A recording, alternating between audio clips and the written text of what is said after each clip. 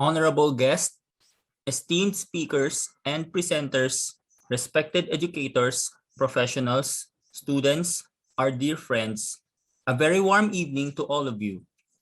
My name is Andrew Ian Chan, and I will be your host and MC for tonight's webinar entitled Looking Up in the Time of Pandemic in celebration of this year's National Astronomy Week. Before we begin, I would like to first remind everyone of our rules for this webinar, which are as follows. Number one, we would like to request everyone to please listen when someone is speaking. Please refrain from unnecessary chats and distractions, especially during lecture presentations. Next, there will be a short question and answer forum at the end of each lecture. You may type in your questions under the Q&A tab found in your Zoom interface at any point during the presentation. We will do our best to answer your questions both live or via the Q&A tab.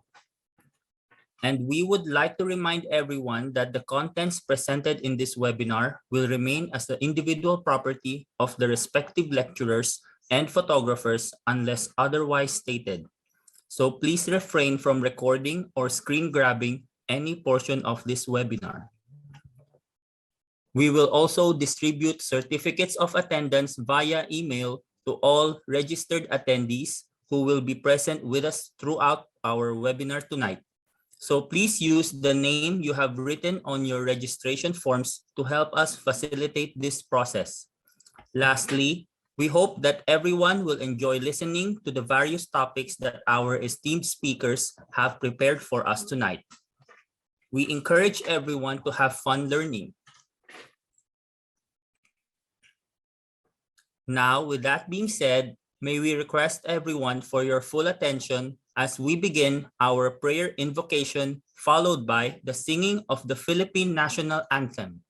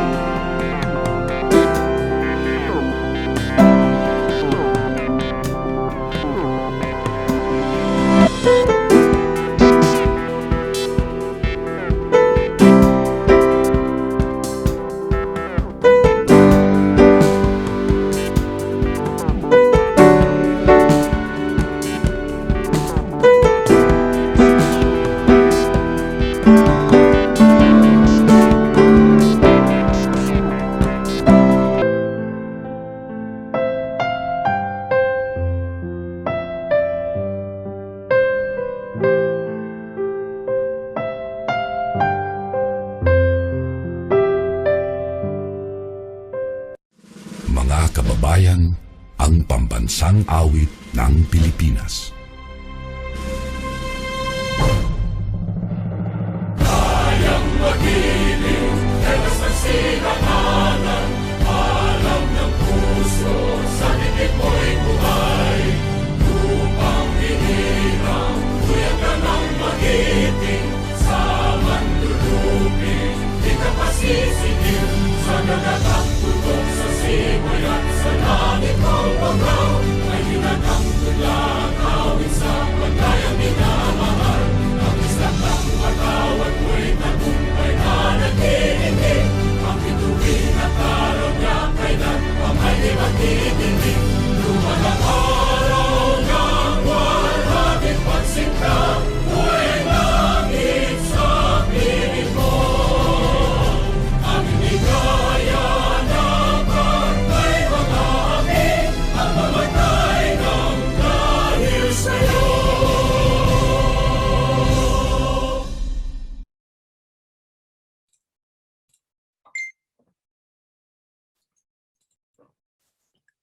To formally open tonight's webinar event, please help me welcome our President, Mr. James Kevin T.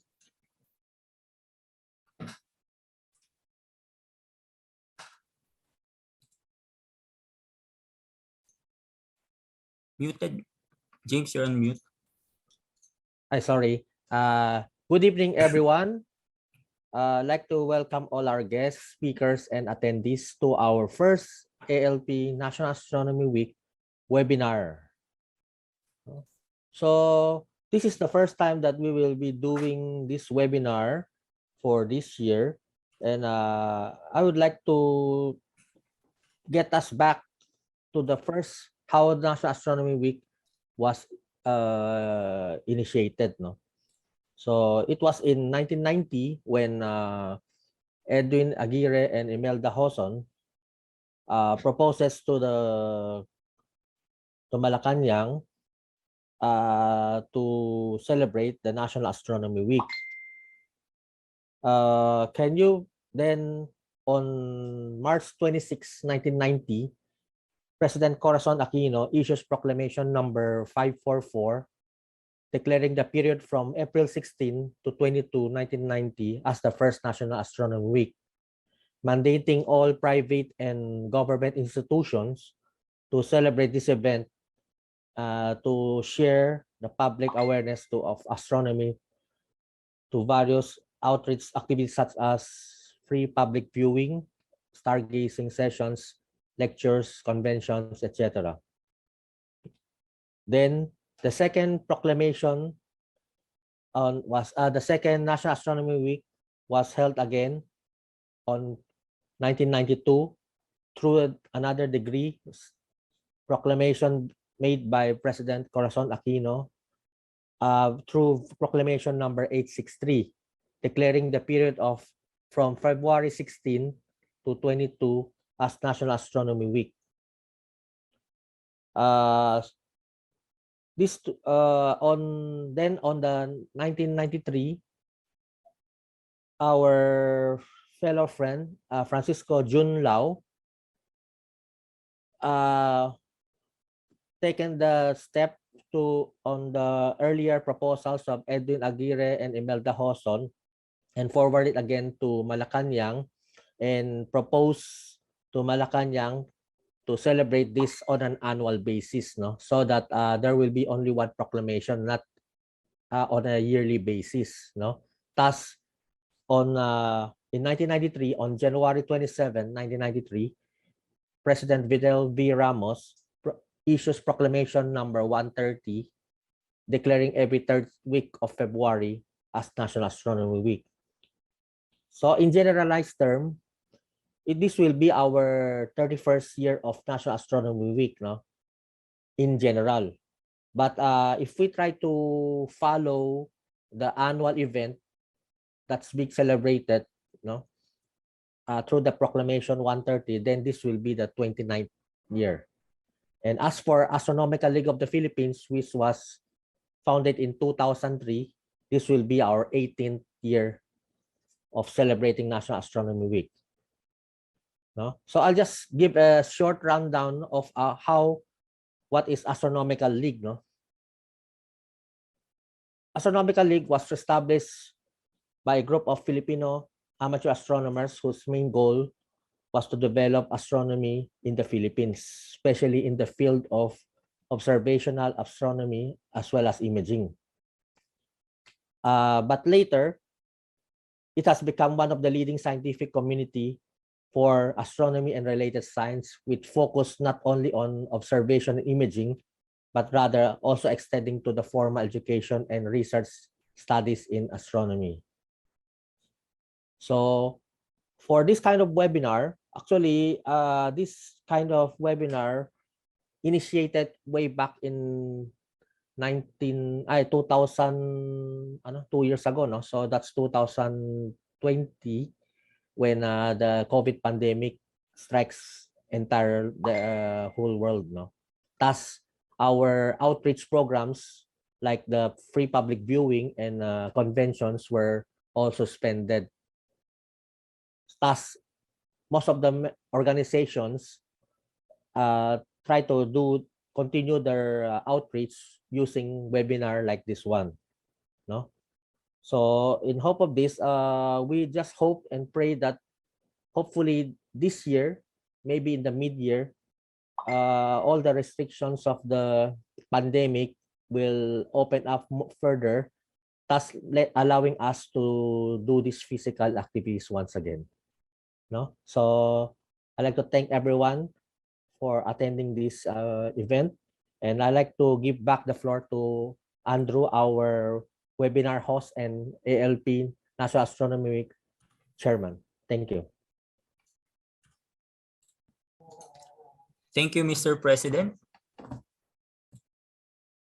So for our first speaker of the night, he has written more than 30 books and research about astronomy, and was also one of those responsible for initiating astronomy programs into the curriculum of Rizal Technological University way back in 2005.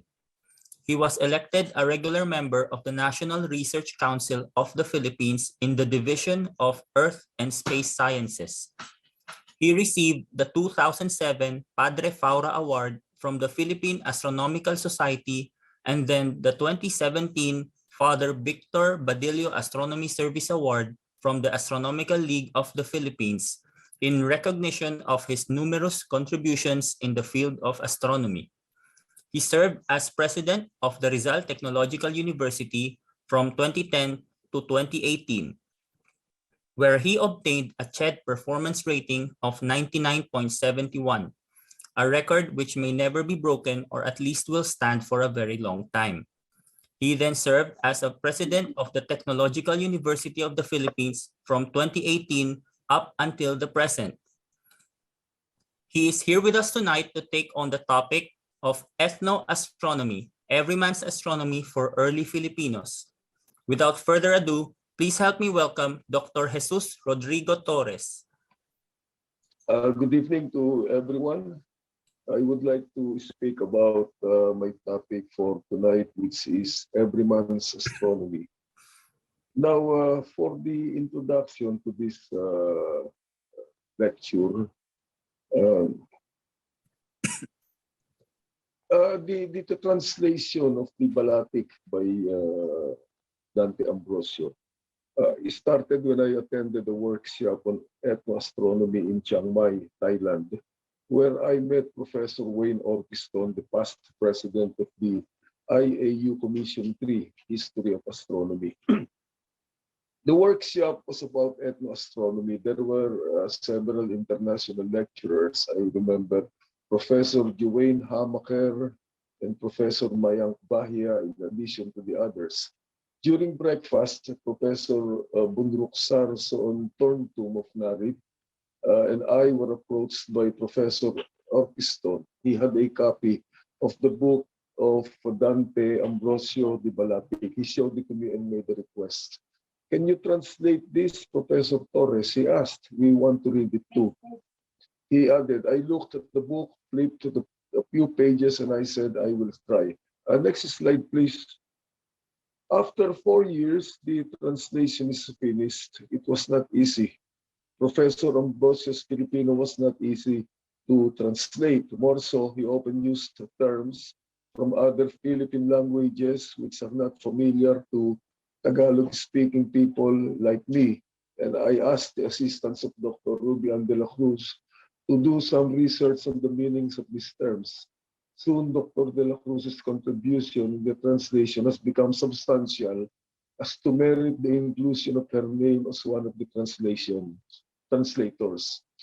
Translating Balatic, nevertheless, has become a pleasant work as time went by, because after a grueling day in the office, I looked forward to doing the translation work because of the great amount of information the book gives. It was pleasurable from there on. Well, here it is, the translation of the book. We hope that this will bring to the world the richness of Filipino astronomy, and we cannot be thankful to Professor Dante Ambrosio enough. Next slide, please. The sky is an indispensable part of the lives of men. Ambrosio himself explains that the sky gives life to man. The light that shines on his struggles to live and prosper comes from the sky. The rain and the water that give life to plants and animals and to man himself come from the sky. The air that keeps him alive and comforts him, the air that is an important ingredient in his economic activities such as planting, fishing, hunting, and sailing, comes from the sky. This air is one with the sun, the moon, and the stars in setting the rhythms of his life. Ambrosio explains that we have our own constellations. According to Ambrosio, there are boats, fish, and fishing tools in the sky of those whose primary livelihood come from the sea, like the Sama and the Badjao of Tawi-Tawi. There are hunters, hunting implements, and hunting prey among those who live in the forest, like the Teduray of Cotabato and the Bukidnon of Bukidnon, the Palawan of Palawan, who derive their livelihood from slash and burn farming or kaingin, fishing, and also hunting, have sweet potatoes, winnowing baskets, boats, fish, and traps in the sky. Among these indigenous constellations is Balatic. Ambrosio explains that it is shaped like a trap, which is useful in both hunting and in guiding the people in the kaingin. Ambrosio explains also that there are constellations of the Jama Mapun. There are 6 constellations that are related to fishing: Bunta, Anakdatu, Tenda, Kabobo, Kabao, Lumba Lumba, and others. A detailed explanation of their connection of the economic activities mentioned above will unduly prolong this paper. So I just urge the listeners to read Ambrosio's book, either in the original or through this translation. Next slide, please. In the translation, we emphasize that care must be taken in translating langit or kalamitan, as they have interchangeable meanings. Depending on how the word is used, they may interchangeably refer to sky or heaven. The keen user of the Filipino language will know the instant meaning of sky. The universe of the early Filipinos was an extension of their lives, and it is hard to distinguish between their lives while living and when they are dead. According to Ambrosio, Plasencia implied that there were 4 regions in this universe: the earth, where the soul of the dead came from; the heaven, where Bathala resides; and the Maka and Kasanaan, where the souls of the good and bad people went. With the influence of Islam and Christianity, this universe had a transformation and had a new meaning. According to Ambrosio, heaven at the highest level is for the soul of the good, while hell at the lowest level and is below ground is for the bad. However, the early beliefs in a multi-level universe persisted, and in addition to the indigenous deities, spirits, and creatures, new residents of the Christian Spanish tradition have begun to populate and roam this universe. Nadagdagan itong mga gumagala sa universe ng mga Pilipino.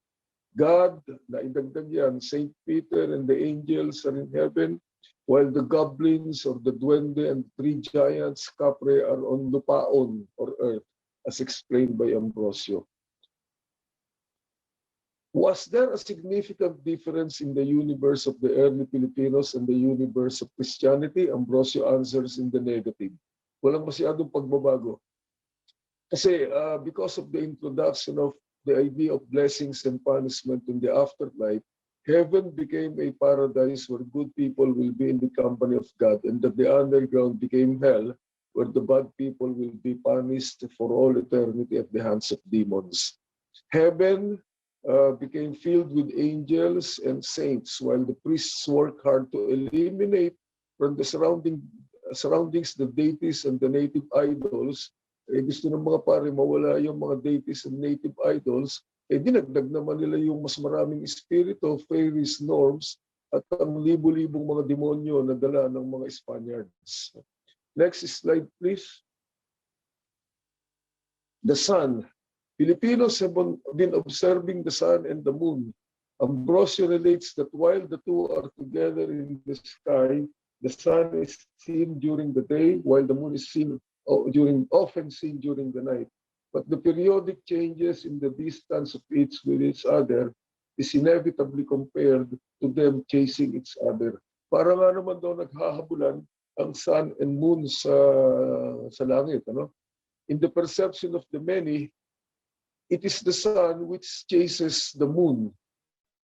Ang sun ang siyang humahabol sa moon, and the sun, in many of the folk tales, is the husband who runs after his wife, the moon.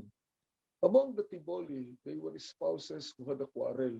To the Manobo, the sun is the husband who kissed his child who died because of the heat, and the moon got angry, according to Ambrosio, and tore the child apart into many pieces, which became the stars and the crickets.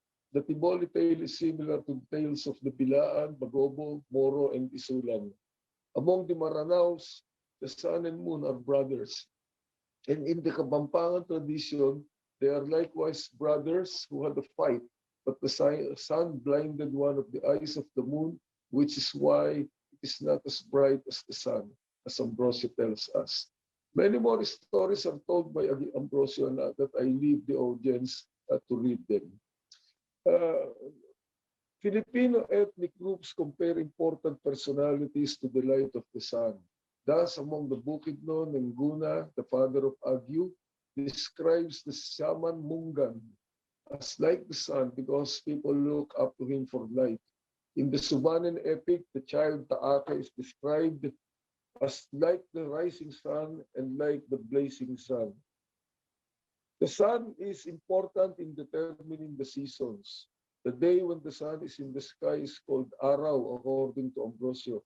The period between two sunrises or two noons or two midnights is also called Araw. The position of the sun is also used in estimating the time required to finish the task, the value of the sun to the Filipinos. It is said that a monster gorilla is searching for a maiden to marry when the sun is very hot, an accident or a storm when the sun is very red when it is setting, gloomy days following a sun which is covered by clouds most of the time. Kahit sa Christianity, sun figured prominently. Ang sabi ni Ambrosio, how can the people not give great importance to the sun when it is compared to the light God sends from heaven, and to the light which emanates from the person of Jesus Christ and even the Virgin Mary, and to the resurrection of the dead. If we consider the ethnic epics, this comparison is not new to the identification of the heroes and leading characters with the light and radiance which the sun gives. Among the millenarian movements sa Iglesia Watawat ng Lahi among the Montadistas of Tarlac, and in the symbols of the Lapi ang Malaya, the sun's symbols appear in their flags, altars, and buildings. The flag of Bonifacio has a prominent sun in the middle of a red cloth. The Yodel Pilar sa sun has a sun rising from a mountain And the flag of the Republic of the Philippines has a sun with 8 rays. Next slide, please. The moon is important in the lives of the Filipinos. The moon has practical, religious, and symbolic importance to the early and present Filipinos. Its full and new phases are important periods for occupational activities and rituals. In setting the time, Ambrosio explains in detail how this is done. The primary importance of the different phases of the moon is the setting of time. In the span of 28 to 29 nights, the moon steadily appears bigger until it becomes full and steadily becomes smaller until it disappears. They call this cycle of time one or month. From the position of the moon to its librations or pagtiling, Filipinos have understood the phenomena of the moon through millennia of observations. Even the birthmarks on the face of the moon are explained through various stories. Rituals have been devised based on the appearance of the moon. Ang pagkakaiba lang po, meron tayong mga ritual sa moon pero hindi katulad ng mga Aztecs na meron silang requirement of human sacrifice. We do not have human sacrifice among the ethnic groups in the Philippines. The moon is looked upon as a deity or representative of a deity. And the second reason is because the moon is being used to set time. That is why it is important to us. The Sama of Tawi-Tawi feast during full moons. The harvesting of the abaka is done during half moons. When the moon is waning, the cutting of bamboo and woods for the building of a house is the best period. The Tedura is time for hunting the wild boars and deer during dark nights, but they do not hunt when it is very dark, and there are best night for hunting based on the phases of the moon. The Ifugao plant kamote during auspicious phases of the moon. The moon figures prominently likewise in Christian beliefs. In the millenarian movements, the Lapi and Malaya use the half moon with the face and the tres. Persona, solo Diyos have a moon on the 3 stars in their flag. Next slide, please. Now we go to the Bakunawa. Ambrosio gives us the origin of the belief in the Lahu or Rahu. In Indian mythology, Ambrosio relates the Rahu is a Daitya or demon which chases the sun and the moon to devour them. Vishnu is important in the legend of the Rahu because its head, because Vishnu cut off both of the Rahu's hands and its head when he learned it drank the potion of immortality.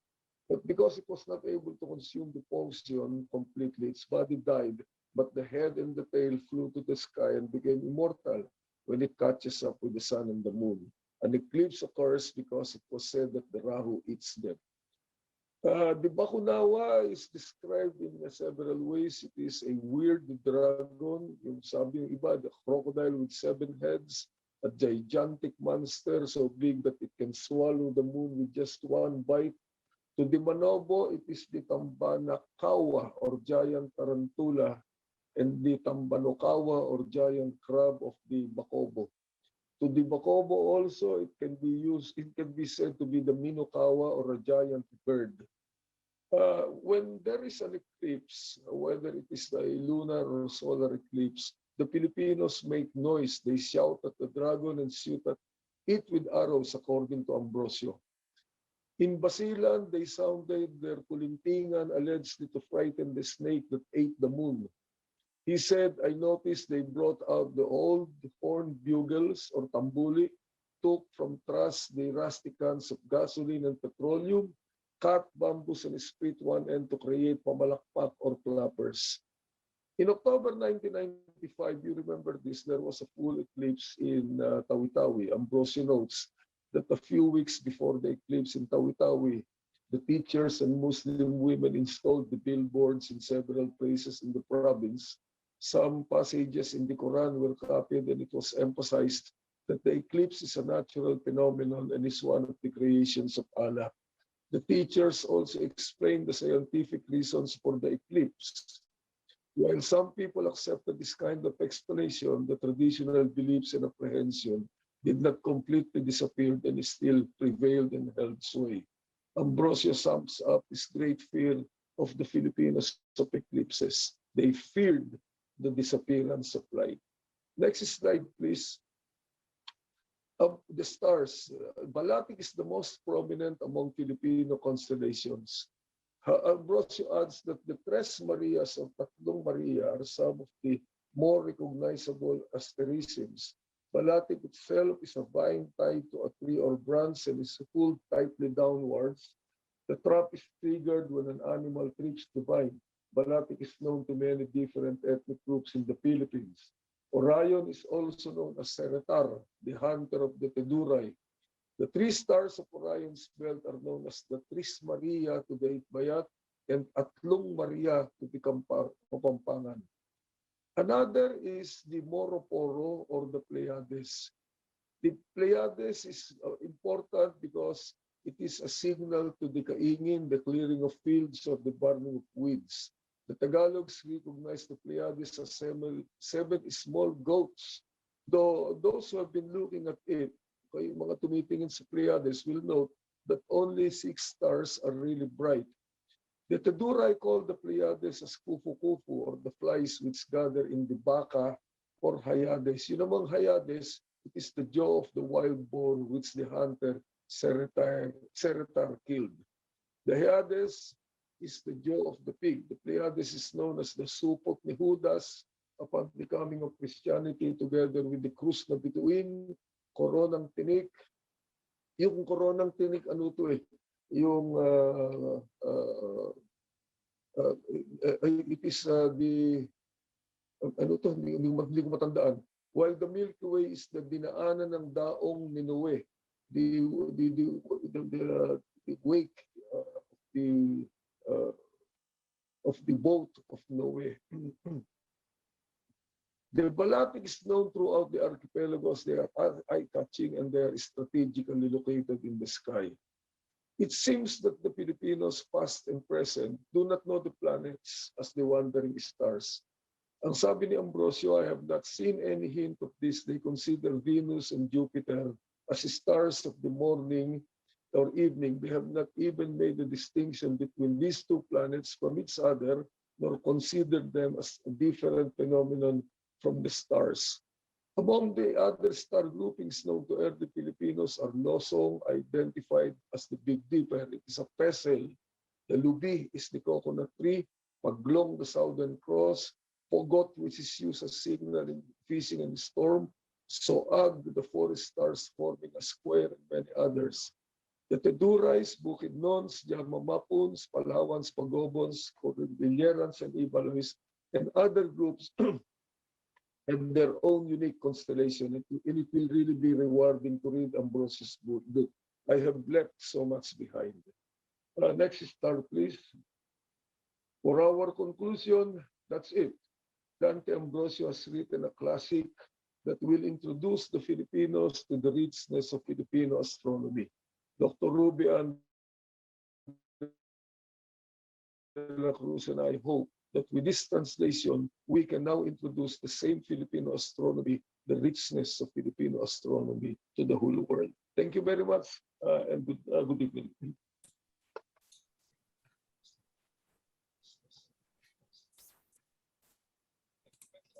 Thank you. Thank you, Dr. Torres, for a really interesting presentation. So now we open the floor for some question and answer with Dr. Torres. We already have one question here. This is from Miguel Caño.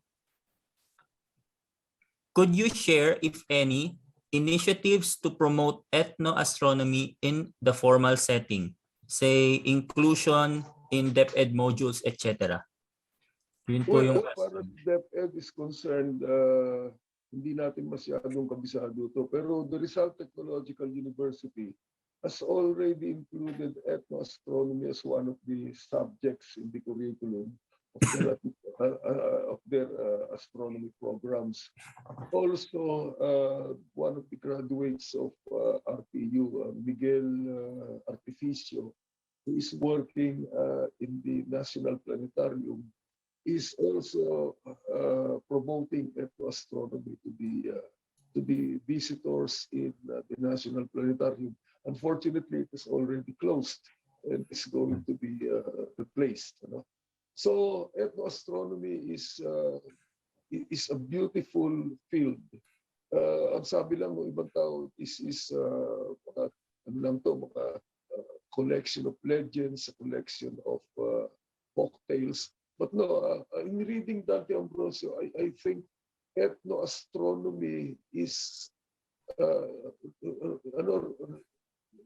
an exact, has an exactness as a science itself.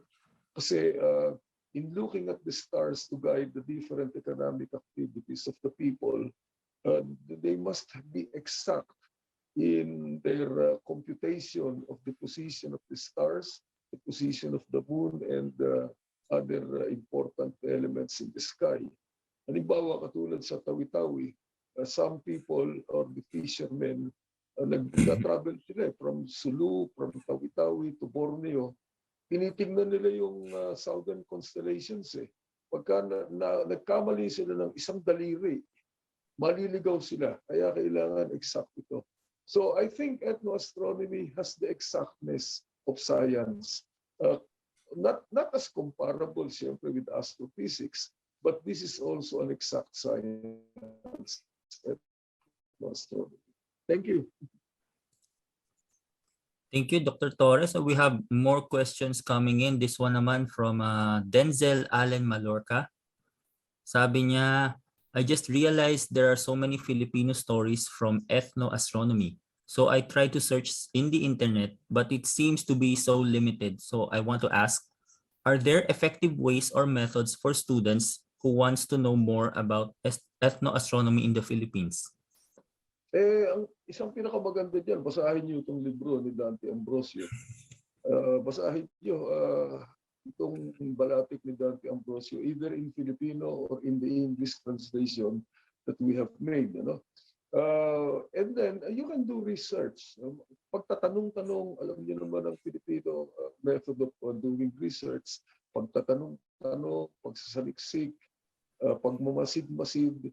Merong mga projects na pumunta kayo sa isang grupo ng mga indigenous communities. You ask them about their beliefs about the sky and how they influence their economic activities. Yun, ganun ang mga pamamaraan. If you're interested, you can start. You can start with your neighbors, perhaps. Baka meron silang mga paniniwala tungkol dyan. At matututuhan natin yan. Thank you. Okay, we have a next question from Edison Sibulo. Yun bang mga ninuno natin mayroong calendar tulad ng mga Mesoamerican? Doon sa libro ni Dante Ambrosio, ang kanilang mga pinagbabatayan ng time, the time is based on the movement of the sun and the moon.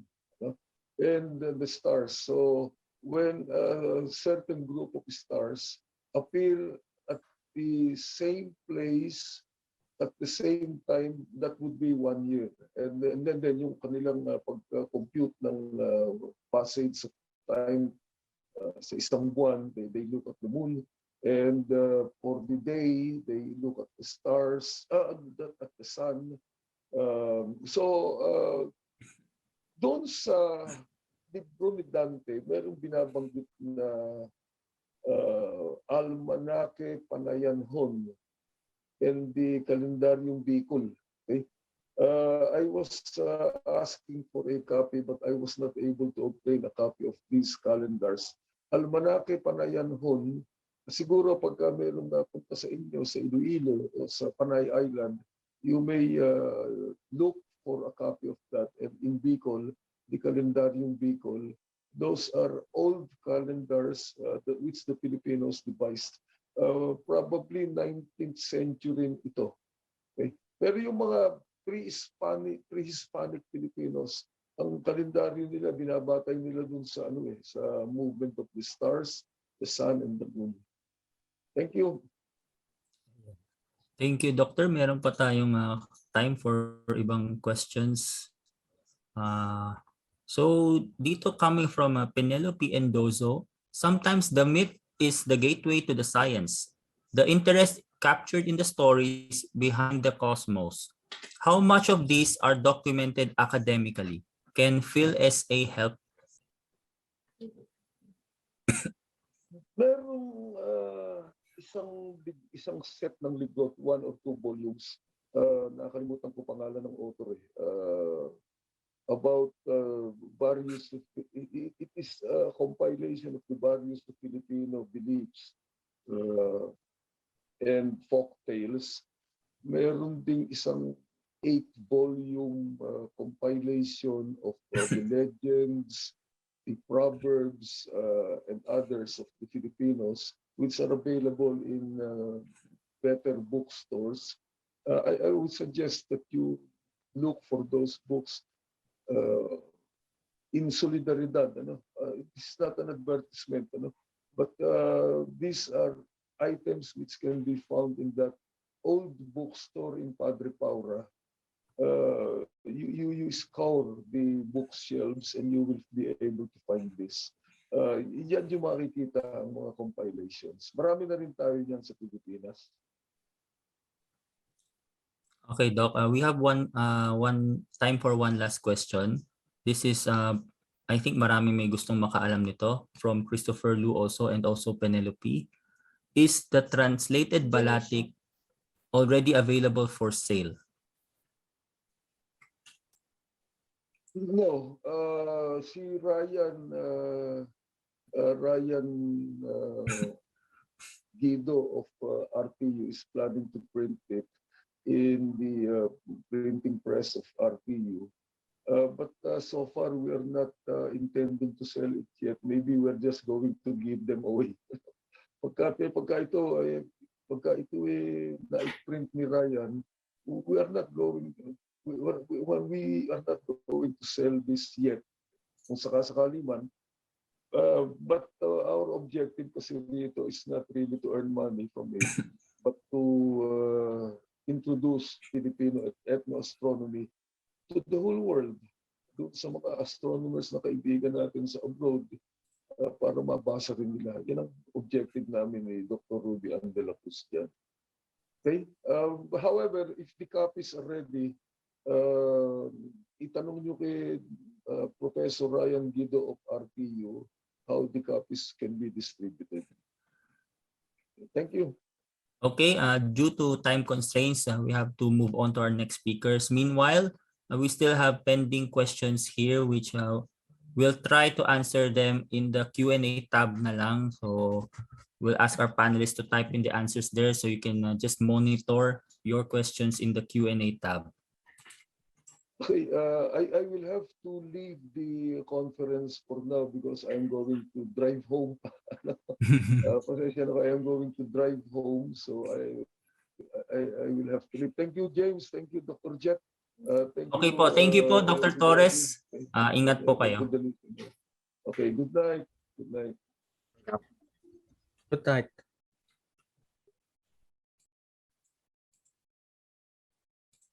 So moving on to our second speaker of the night. He is widely credited for the discovery of Red Spot Jr. on planet Jupiter back in 2006. Armed with his extensive knowledge of the gas giant, and also when it comes to processing planetary images, he has been invited by many well-known observatories such as the Hubble Space Telescope, Gemini Observatory, and the W.M. Keck Observatory to help aid them in their research and planetary imaging. He received the Father Leobitin Astronomy Achievement Award from the Astronomical League of the Philippines in 2006 in recognition for his tireless monitoring and imaging of the planet Jupiter, leading to a worldwide intensified study and further understanding of the planet's atmospheric phenomenon, particularly of oval BA, now known as Red Spot Jr. He is also a recipient of the 2008 Walter H. Haas Award from the Association of Lunar and Planetary Observers for his outstanding contributions to planetary imaging and especially for his exceptional studies, including a major discovery of the planet Jupiter. On 2015, the International Astronomy Union officially designated asteroid 2000 EL157 to 30100 Christopher Go, also in recognition of his outstanding contributions in the field. Here with us to talk about the latest findings of his favorite planet, let us welcome the Jupiter man himself, Mr. Christopher Go.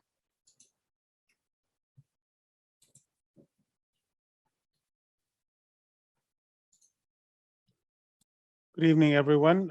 It's nice to be here to give this talk. I'll be talking about some of the latest findings of the Juno spacecraft, which I'm involved with. One thing about the Juno spacecraft, it's one of those low-cost missions which the United States or NASA, with the cooperation of the European Space Agency, sent to the planet Jupiter. Juno is different from the previous spacecraft that NASA sent to Jupiter. First of all, one of the most interesting aspects of this spacecraft is it's the first solar-powered outer planet spacecraft. Before, most spacecraft were powered by RTG, or radioisotope thermal generators. This spacecraft is solar-powered. And one thing interesting is that this is the first spacecraft that doesn't have a nice camera. In fact, the main mission of this spacecraft is to understand the internal workings of Jupiter. One thing about Jupiter is that we know a lot about its atmosphere, or what we see, especially with our telescopes, but we don't know what's going on inside Jupiter. It's one of the biggest mysteries. Here are the major instruments of Juno. The major instrument is its high gain antenna, which is used for gravity experiments. The spacecraft has a strange orbit. It orbits around Jupiter, but once every 53 days, it will go very close to Jupiter inside the high energy magnetic torus of Jupiter, which is actually very dangerous for its instruments. It'll do a very close flyby on Jupiter, and as it gets close to Jupiter, it will use Doppler from the radio antenna to basically measure the gravity anomaly as it goes through the Jupiter. The other instrument is the microwave radiometer, the UV spectrometer, the infrared cam or GRAM, and the visible cam, which is Juno cam, which I'm involved with. Now, the main objective of Jupiter is basically, understanding the origin of the solar system. And basically, the main mission, one of the main missions of Juno is to basically get the hang or the measurement of the actual water content of Jupiter. When NASA sent Galileo to Jupiter, and there was a probe that was basically made to crash into the equatorial part of Jupiter. One thing which was they discovered was that there was no water, which is kind of strange because there's oxygen in Jupiter, but the area where the land that probe entered Jupiter was quote unquote dry. The other key mission of Juno is to understand the inside of Jupiter. Basically, the reason why these two are important is because Jupiter we know that Jupiter is made mostly of hydrogen, and how does hydrogen behave in such a huge gravity? We have a lot of theories before, like liquid hydrogen, liquid metallic hydrogen. And what we found out is more than crazy. This is our old view of Jupiter. We believed before Juno that Jupiter has a thin atmosphere. It has a metallic hydrogen mantle and rocky core. So this simple onion is what we believed Jupiter is. Juno just overturned everything. We're not even sure that the nature of the core of Jupiter. What we found out is that Jupiter actually has a partially dissolved core. It's more of jello than something quite solid, which was surprising. We also noticed that in the atmosphere of Jupiter, helium is very rare. It's mostly molecular hydrogen, and of course a trace of other elements.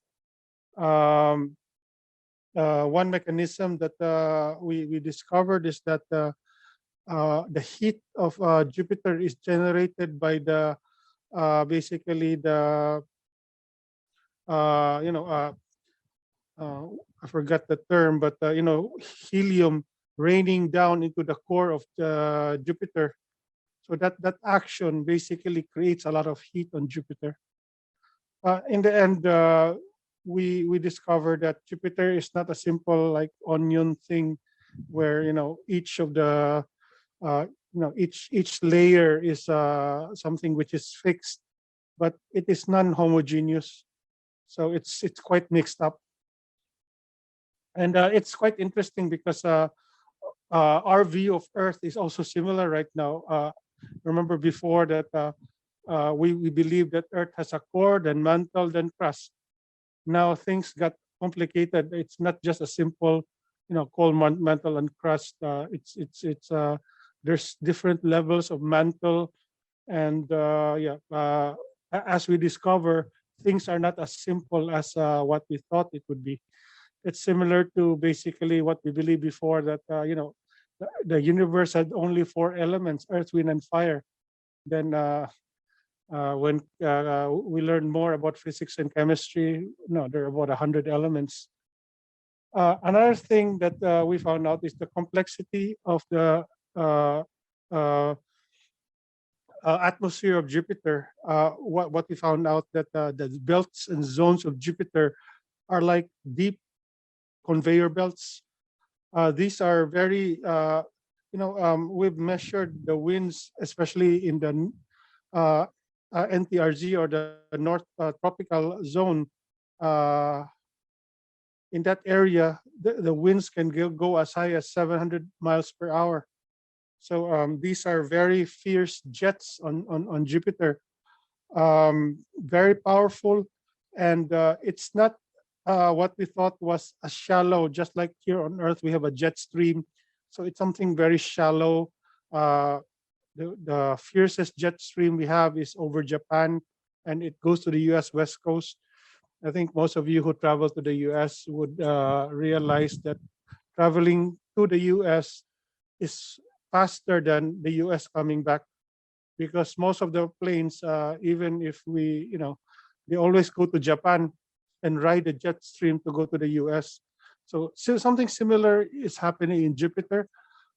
We have a powerful jet stream, but it's more fixed on different latitudes and longitudes, or different latitudes. They are fixed, and they also push deep.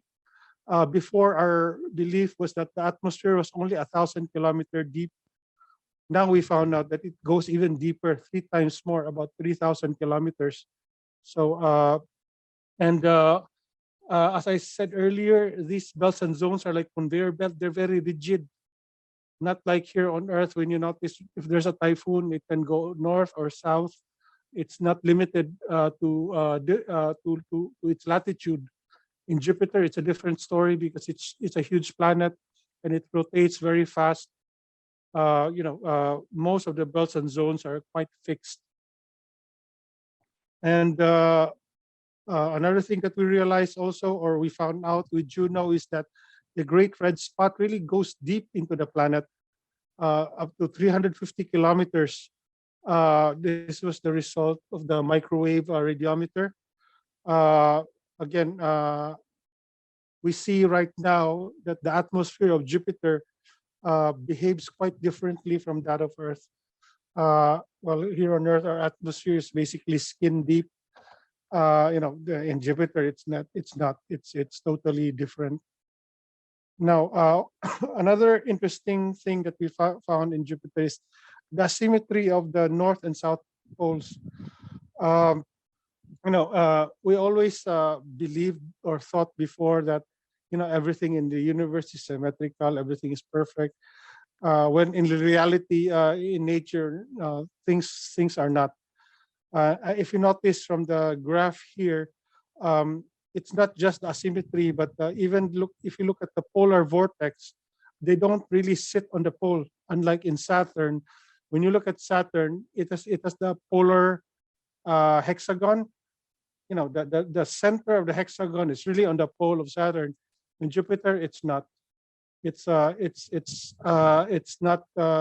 doesn't go really on the North Pole or South Pole. So it's quite chaotic if you look at it. Now, the crazy thing about Jupiter, I know there's been a lot of argument about whether Jupiter is a star or not, but this thing about the magnetic field of Jupiter, which really shocked astronomers.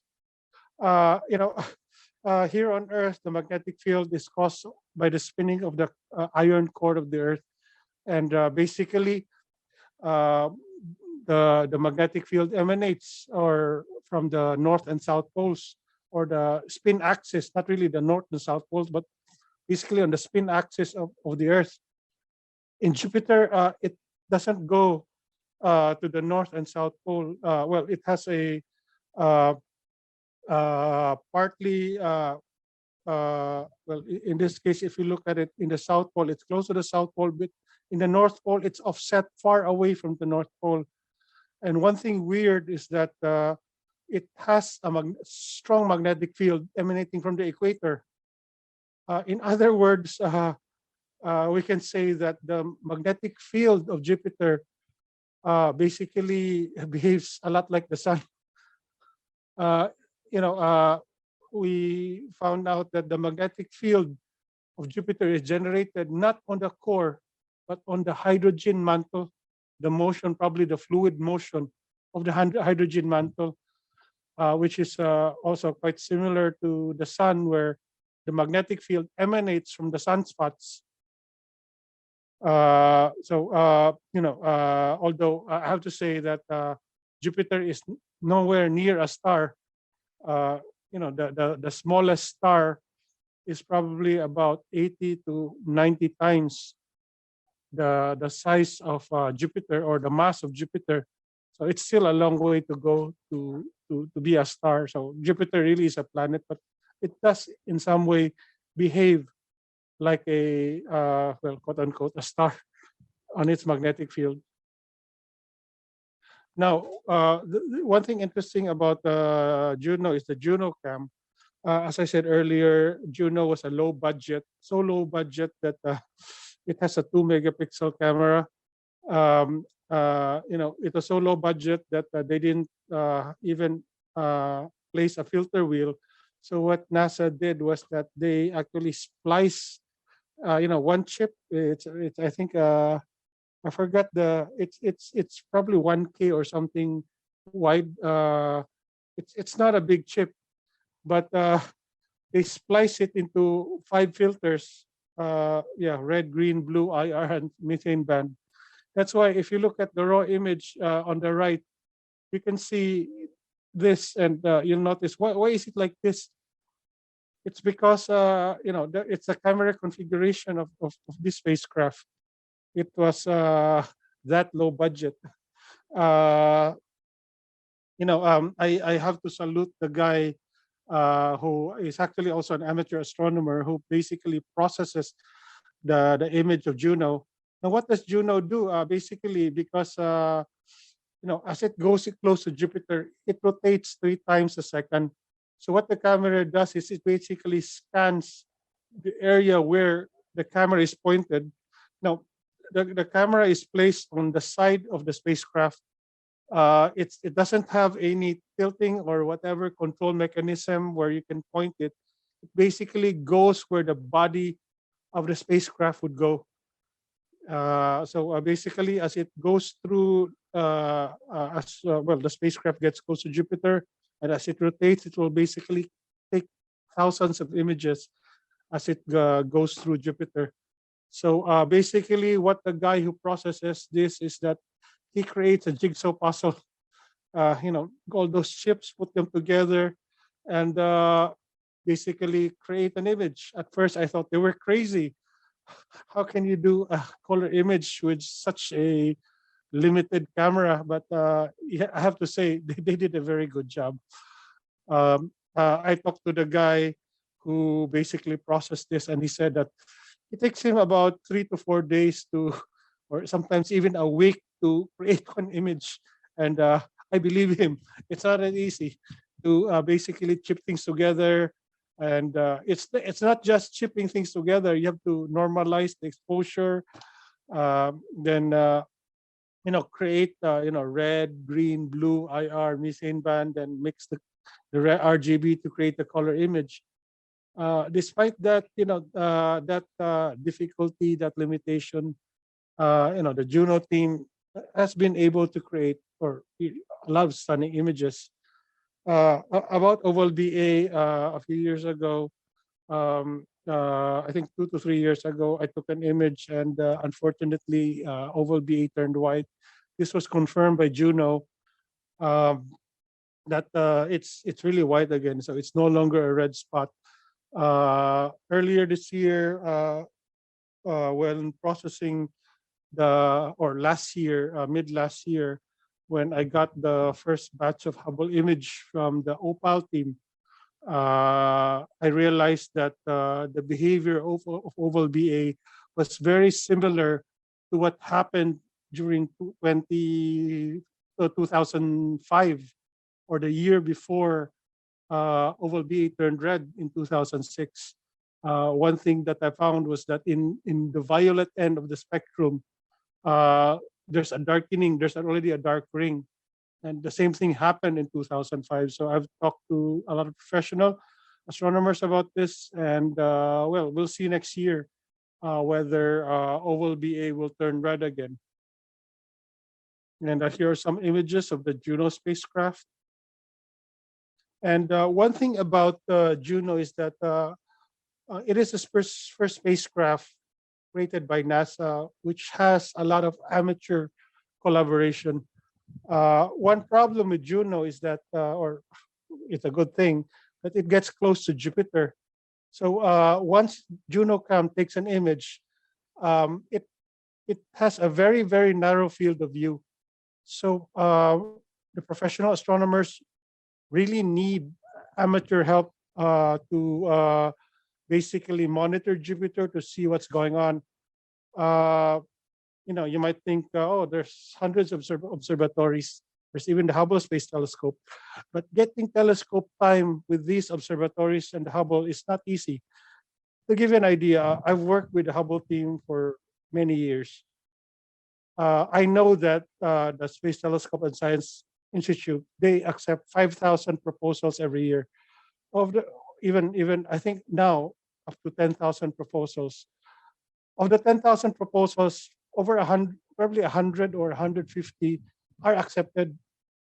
So it's not that easy to get Hubble time. It's because of it's just one spacecraft, and there's only a limited amount of time in a year. So not every proposal.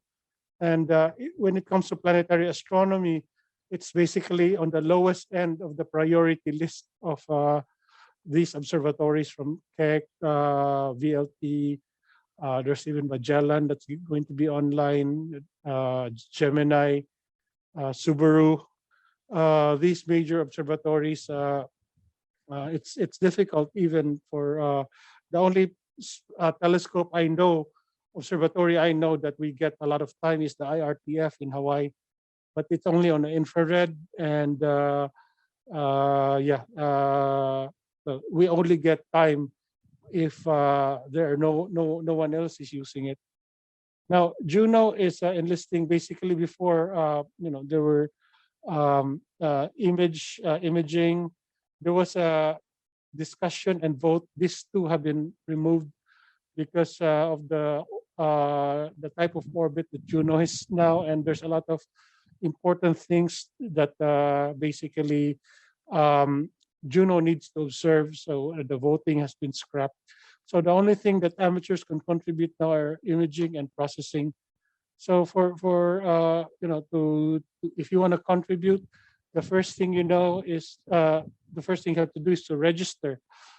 I found out that the company that created this website is also the same company that created a website for Taylor Swift. I'm not familiar with who she is, but I think she's a famous singer. I really don't follow these things anymore, but I can say that these guys didn't really do a good job in.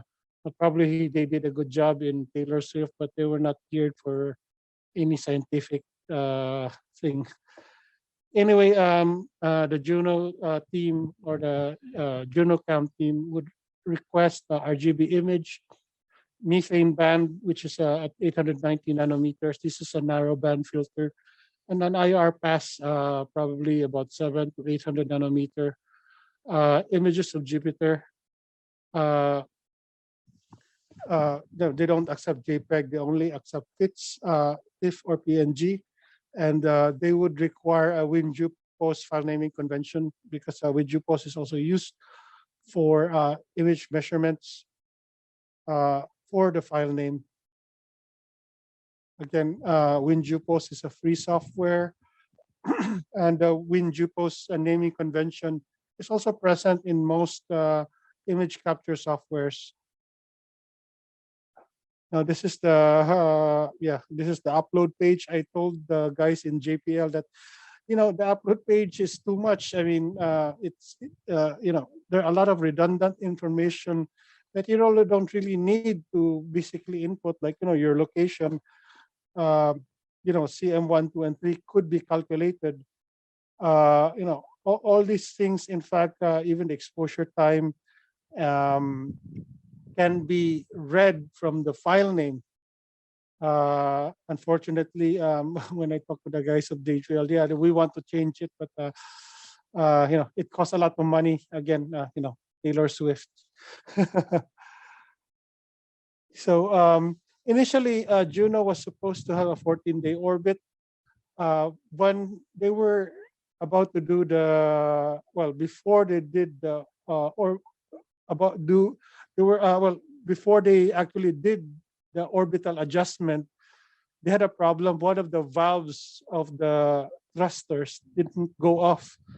So they said, are we going to risk the spacecraft if one of the thrusters doesn't really go off? It could easily deorbit the spacecraft out of Jupiter. So, the whole mission would fail. So the other option was that to keep Juno on its orbit, 54-day orbit, and that's what we had. One advantage is that it gets the spacecraft to stay in Jupiter longer, and secondly, which is more important, we save a lot of fuel, so much so that we could probably extend the mission for the next probably 5 to 10 years. So we're happy to keep that spacecraft there until we send in I think 3 years from now the Europa Clipper, and I think Europe is also going to send JUICE, another Jupiter spacecraft, around probably 4 or 5, 6 years from now. Another thing that the public can help is processing the JunoCam image. I've seen a lot of people basically turn the Juno image into artwork, which is also nice. I know a lot of people who are starting to process this Juno image. One thing about Juno is that most of these images are available immediately. There's no embargo, unlike Hubble image, when there's an embargo and you have to know people so you can download the data. In Juno, there's no problem. You can as soon as the data is downlinked from the spacecraft, it's available to the public to process. So here are basically some the raw image. If you're brave enough, you can try processing the raw image. Of course, it'll take time and a lot of patience, but it could be rewarding. There are also pre-processed image available. You can play with, sharpen it, play with the histogram. And I know a lot of people who basically turn it into a work of art. So play with the colors.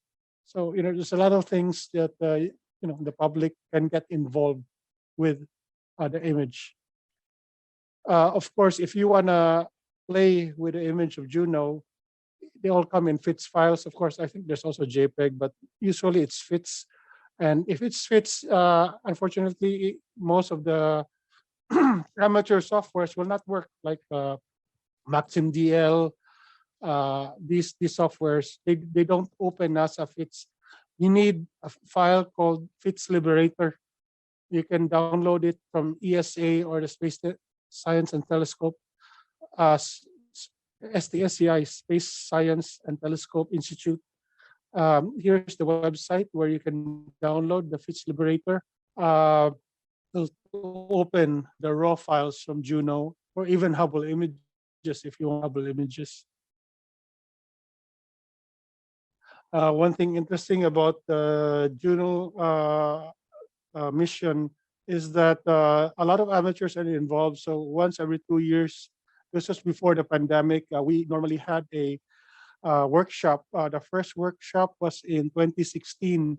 It was at Nice in France, at the Observatoire de la Côte d'Azur. A lot of professional and amateur astronomers were there.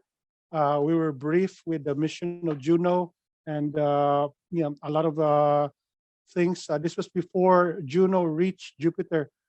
And so I was there. I gave some talks on how amateurs could help out in this mission.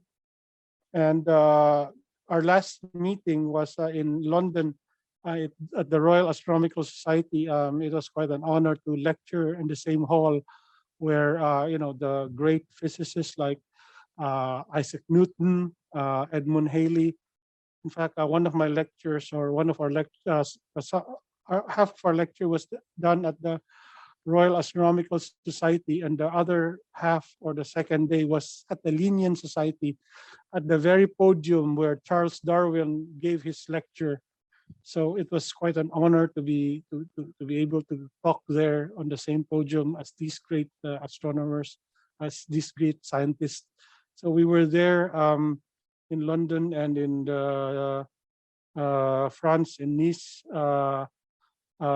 We have a lot of people from JPL. There's Scott Bolton, who happens to be the principal investigator for the Juno spacecraft. Of course, Glenn Orton, and who's from JPL, Padma. A lot of professional astronomers were there. And of course, amateur astronomers from all over Europe, and some from Asia. And a lot of this data, I have to thank Glenn Orton. I was when Juno arrived in Jupiter, I was asked to basically image Jupiter using the Mount Wilson Observatory Hooker telescope in Los Angeles. So I was there. Was at the Rose Bowl a few hours before Juno arrived in Jupiter. And the right picture is you have Scott Bolton there, the PI of Juno spacecraft, taken in London. Okay, that's it.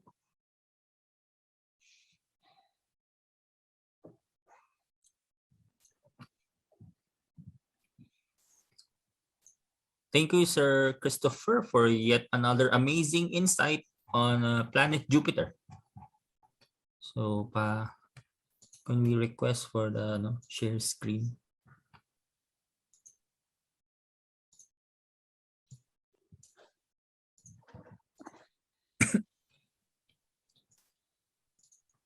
Sir Christopher, can we request for the stop share?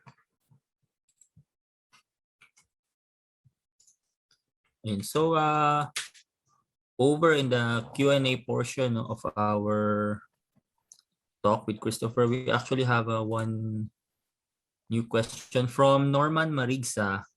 Sabi niya, has findings from Juno introduced insights to the changing nature of oval BA? Hi, Norman. First of all, we don't even know why oval BA turned red. I have to tell you honestly, we don't even know why the red spot is red. One thing, we still have a lot of questions, and unfortunately, these will not be answered by Juno unless we send a probe there. In fact, I've worked with some astronomers, professional astronomers, on the chemistry of Jupiter, and I talked to them. Okay, what are the suspected chemicals that might turn some objects in Jupiter red? So they started talking about like phosphine, or a lot of chemicals. And one problem was that there was one property that all the chemicals that we were we proposed have, and that property is they were all colorless. Like phosphine, pH3 is colorless. So what gives? What's going on? Is it a chemical, or is it basically a mixture of different compounds that's absorbing the blue and green spectrum to turn that thing red? So the answer is we don't know. So far, we don't know. There's a lot of things we really don't know, and that's the fact in science. Okay, so yung next question naman from Rolando Naganhon Jr. Sabi niya, hi Sir Chris, what's the best time of the year to observe Jupiter? Well, now is not the best time. It really depends, because every year it changes. We have what we call the Jupiter season. Now, one thing about Jupiter is it goes around the sun every 11 years. So its position would change every year. The time in which you can observe Jupiter is different throughout the year. And also it depends on when you want to observe it. I mean, for us who are Jupiter imagers, once Jupiter is above a few degrees at dawn, we start our what we call Jupiter season. And this year, probably, I would say Jupiter season will start around mid-April to May. That's when it gets far enough from the sun to observe, and it will be, we're going to start observing from there probably about December this year, or even January, depending on when Jupiter will be close to the sun again. So for this year, if you want to observe Jupiter at 4 o'clock or 5 o'clock in the morning, you can start in April. All right. So that's the end of the talk for Sir Christopher Go. If you have more questions, just type in the Q&A box and we'll try to answer them there. Okay. So I might have to go, guys. So because I have a lot of things tomorrow. So yeah, I have to be up early tomorrow. So thanks for inviting me here. So Chris, you're not going to image later? In the early morning? Wala raw Jupiter. There's nothing Early to morning, image wala? right now. Wala. But I have a lot of things tomorrow all day. Okay. And yeah, my baby hasn't arrived yet. He'll arrive probably next week. All right. Thank you, Mr. Christopher Go. Okay. Chris. Take care. Okay, bye. Moving on to our third speaker of the night.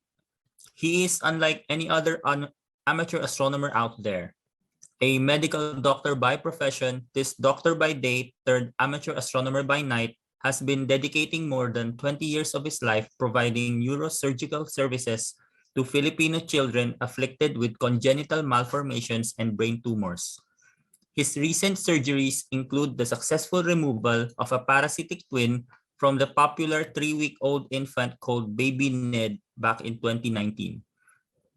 He still currently serves as the Chief of Neurosurgery at the Philippine Children's Medical Center and Neurosurgery Consultant at the Philippine General Hospital and the Cardinal Santos Medical Center. He is also the Clinical Director of the Philippine Movement Disorder Surgery Center that pioneered deep brain stimulation surgery for Filipino patients afflicted with a rare genetic movement disorder, X-linked dystonia Parkinsonism.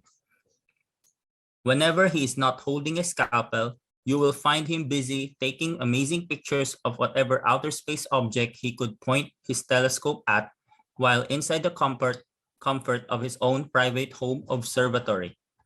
Just recently, the International Astronomy Union officially named asteroid 1993 FN41 as 7431 Jett Aguilar in honor of the doctor's contribution in both the medical field and in astronomy. Here with us to talk about astronomy in the time of pandemic, please help me welcome our Vice President of the Astronomical League of the Philippines, Dr. Jose Jett Aguilar. Good evening. Thank you, Andrew, for the generous introduction. I'll just share my screen.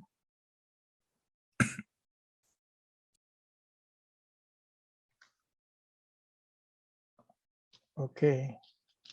So let me shift gears. Good evening.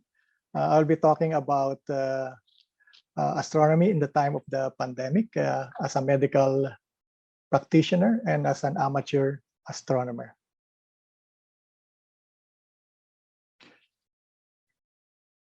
So here will be the outline of my talk. So we're shifting gears from ethnoastronomy to Jupiter. Now we're going back to Earth.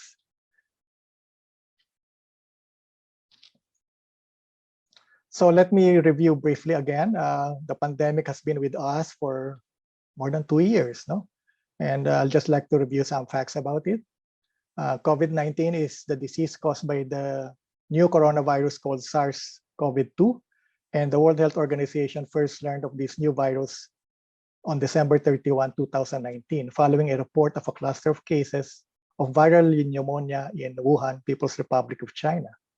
And the first case in the Philippines was identified on January 30, 2020, involving a 38-year-old Chinese woman from Wuhan who was confined to the San Lazaro Hospital in Metro Manila. And on March 12, 2020, President Duterte declared Code Red Sublevel 2, issuing a partial lockdown of Metro Manila to prevent nationwide spread of COVID-19. The lockdowns were eventually expanded on March 16, 2020, with the entirety of Luzon placed under Enhanced Community Quarantine, or ECQ. And recently, we had an all-time high of 39,004 COVID cases in January 15, 2022, with the latest Omicron variant. But good news is yesterday, we only have less than 2,000 cases as of February 25. Since the start of the pandemic, the Philippines had experienced 4 surges, 2 surges in 2021, and the latest surge is in early 2022.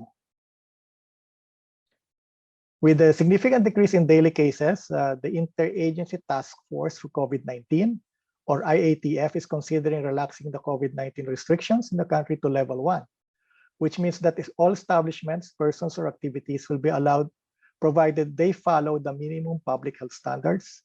However, resumption of face-to-face classes shall be subject to the prior approval of the Office of the President.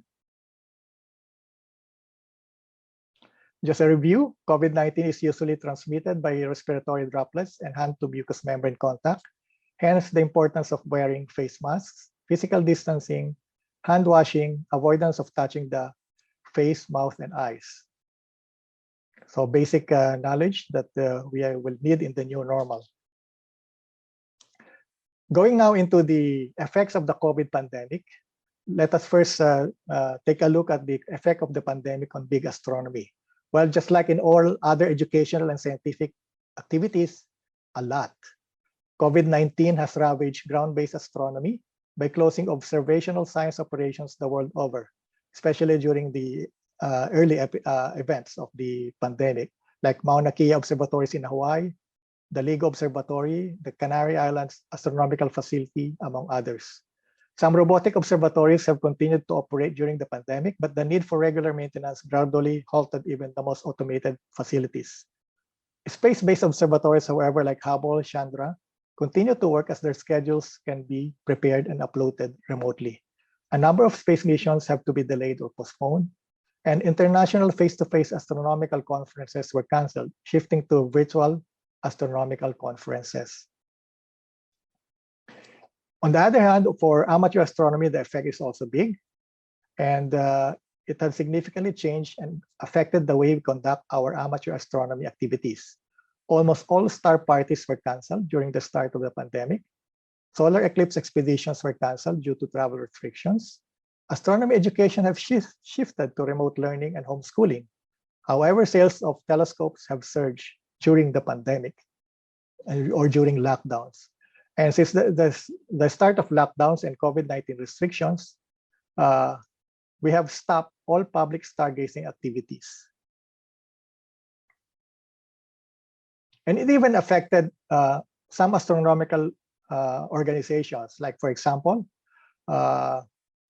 the funding for some astronomy clubs would depend on public stargazing, like the Philippine Astronomical Society. They reported loss of about 70% of its funds from 2019 to 2020 because of the stoppage of outdoor events.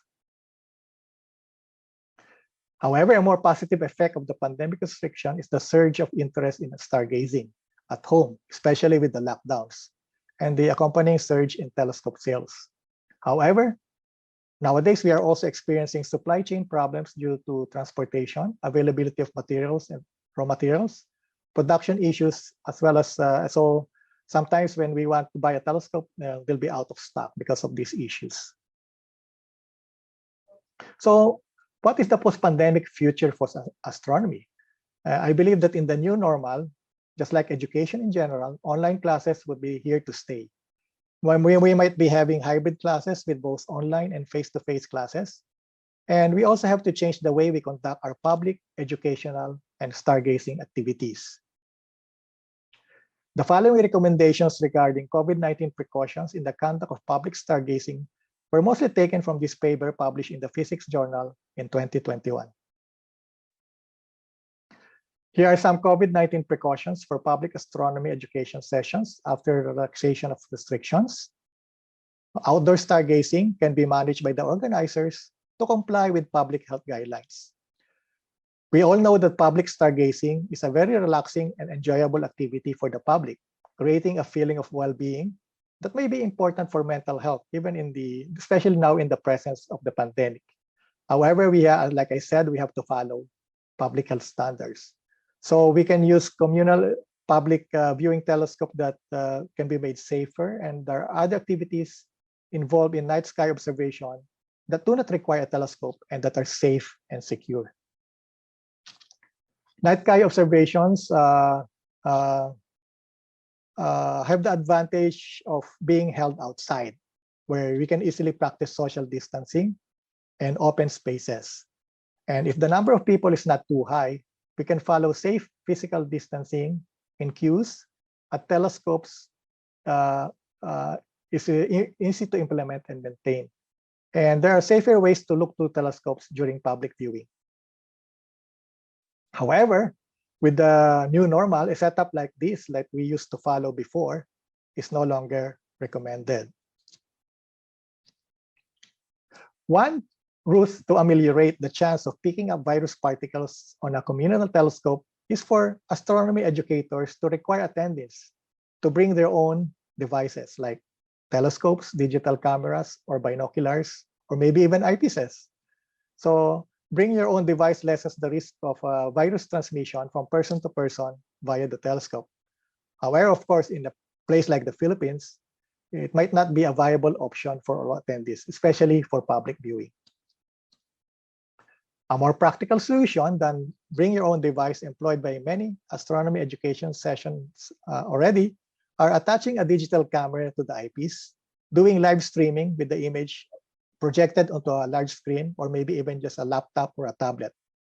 This lessens the risk posed by visitors touching the telescope with their hands or by touching the eyepiece with their hands and face. And this allows people to see remotely what is in the field of vision of the telescope, whether at a distance of 3 meters or 30 kilometers. This shows, I just like to show this picture because this happened in Wuhan, China, the birthplace of the pandemic, during a total solar eclipse expedition in 2009. However, you can see here my setup. I actually tethered my solar telescope into a computer, and you can see the children at the back looking at my computer screen. So maybe we can do something like this and project the images for public star viewing. So telescope observation, by the way, is not the only part of night sky observation. Naked eye astronomy is also very important for public viewing. And astronomy guides have a crucial role in helping visitors to astronomy education sessions get as much as possible from their observations during sky parties. And attendees can learn to distinguish planets from stars and planets from each other. They can learn how to identify constellations of stars that are visible. And a crucial feature of identification of constellations is that it allows the observer to view the other constellations in relation to one they have learned to identify and to be able to navigate the night sky. This afternoon, there was a very nice lecture on celestial navigation done by Pag-asa during their webinar. Learning to identify, for example, the pole star or the Polaris or the North Star and the changing positions of stars in the night sky over time or throughout the night and throughout the year are valued learning outcomes from astronomy education sessions. These learning experiences are not dependent on a telescope. So somebody, an educator equipped with laser pointers can present guided tours to the visible sky, identifying constellations and asterisms, and telling origin stories about those constellations, or even ethnoastronomy, just like what Dr. Torres mentioned. No? And talking about the apparent movement of the sky, directional points, visibility of the planets, moon, and the Milky Way, and the best conditions to observe objects in the sky. So you can see here a pre-pandemic view of the sky at the University of the Philippines in Quezon City. And one could appreciate the bright asterisms like the Big Dipper even under city skies. Smog had noticeably returned in the skies of Metro Manila with the relaxation of COVID-19. So this is another effect. Initially, after the pandemic, the effect of the lockdowns have been to cut air pollution temporarily. No? But this is only temporary, and it actually has no effect on climate change. And like lockdowns might have decreased light pollution because of decreased human activity, but this might again be temporary. However, COVID-19 also had both positive and negative effects on the environment, which I will explain later. So this is what I mentioned. Initially, during the lockdowns, we had clearance of the smog, but this picture was taken just days ago, February 24, 2022, showing you the return of the smog over the city skies of Metro Manila. And light pollution is shown here during the initial stages of the pandemic improved, but with the lessening of the restrictions and the opening of the malls, this might again deteriorate. This was I was telling you about the positive and negative effects of the pandemic, lockdowns and restrictions, and slowdown of economic activities, reduce sources of consumption and waste disposal, and temporarily improve air quality and maybe even light pollution and water quality. However, because of the extensive use of personal protective equipments and increased hospitalizations or hospital activities, there was also a substantial increase in hospital waste and plastic waste. And these are now problems in the environment, especially the accumulation of solid waste.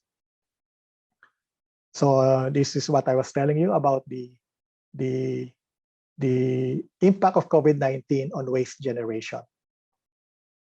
So we also noticed we order a lot of stuff online, and this comes in plastic packages and so on, as in addition to the PPEs and other plastic waste that are generated each day because of the pandemic, and this is now a problem. And there are various ways of addressing this problem. Use of renewable energy, waste recycling, and behavioral changes are some approaches that we can use to address this problem of the impact of the COVID pandemic in our environment. And this is my personal behavioral change. This is the recommendation to recycle your personal protective equipment. And since the start of the pandemic, I have been using elastomeric masks. These are recyclable. And I don't use any more disposable N95s. And I have UV boxes at home that I can use to sterilize my PPE and reuse them. So this is very, very good for the environment. So even with the pandemic, with the Astronomical League of the Philippines, we have been continuing with our observations. My particular field of interest is solar astronomy. So together with our president, Mr. James Kevin-T, we do a lot of solar observations with my hydrogen alpha telescope, as well as continue observing important astronomical phenomena or events like the total lunar eclipse and the recent appearances of bright comets. So we continue to do our amateur astronomy work even with the pandemic. It's actually a relaxing way to relieve stress, no? And avoid mental health issues during the pandemic. So in summary, the COVID-19 pandemic had permanently changed the world, and we have to learn how to adjust and live in the new normal. COVID-19 cases and transmission rates have significantly decreased, and hopefully restrictions may be relaxed. The pandemic has affected the way we conduct both big astronomy and amateur astronomy. And I explained how the pandemic had both negative and positive impact on our environment. Thank you very much, and keep looking up.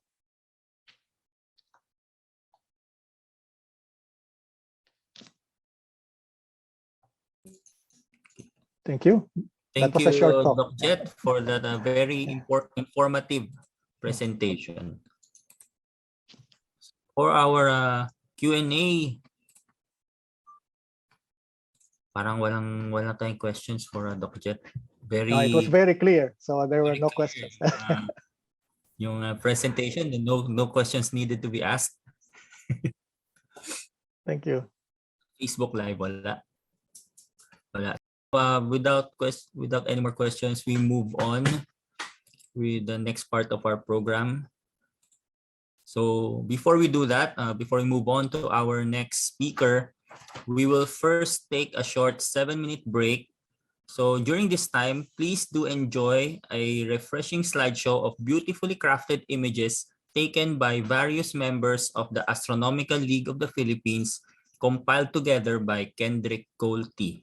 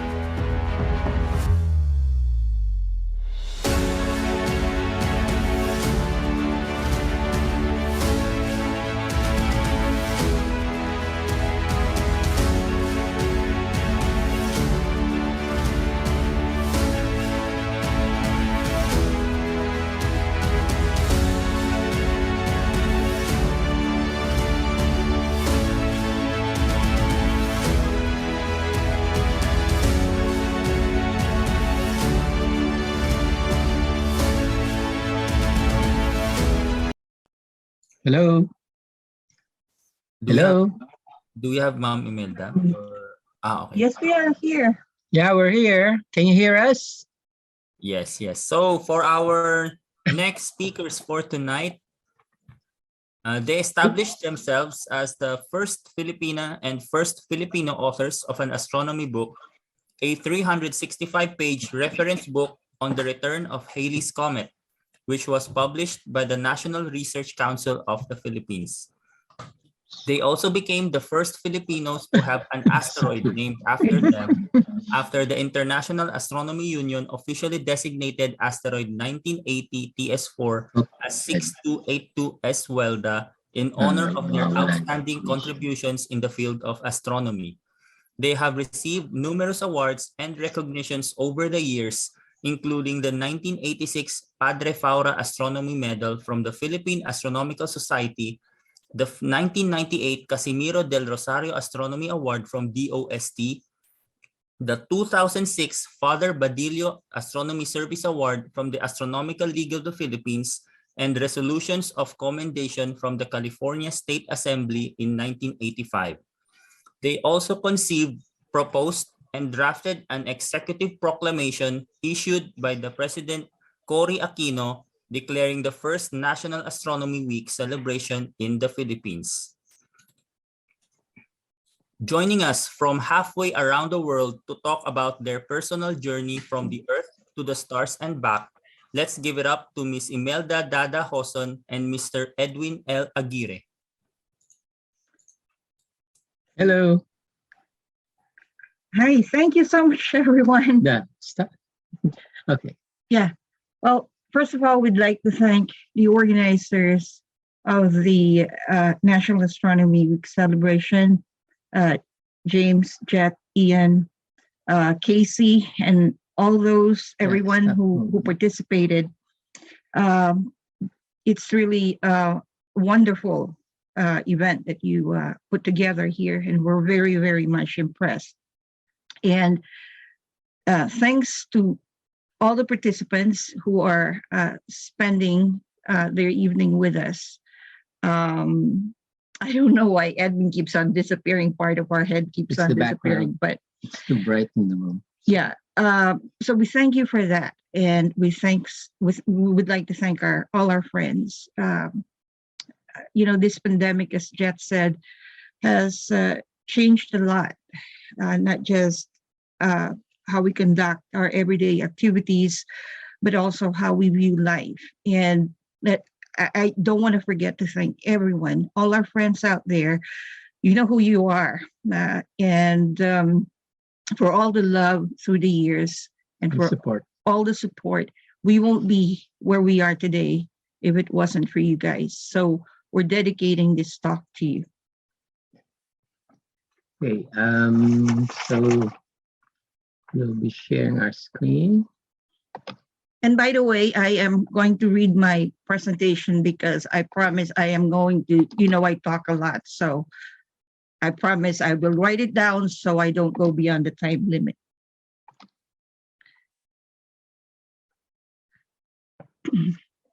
Okay, so can you guys hear us clearly? Good? Yes, clear, Okay. clear. Yeah. Okay, how about the screen? You can see the full screen? Yeah. Yeah. Okay. Good.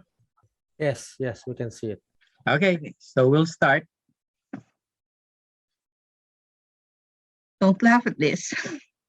Our childhood curiosity and sense of imagination have taken us on a lifelong journey of exploration and discovery. What are those points of lights up in the heavens? Why do they twinkle? Why are their sizes and colors different from one another?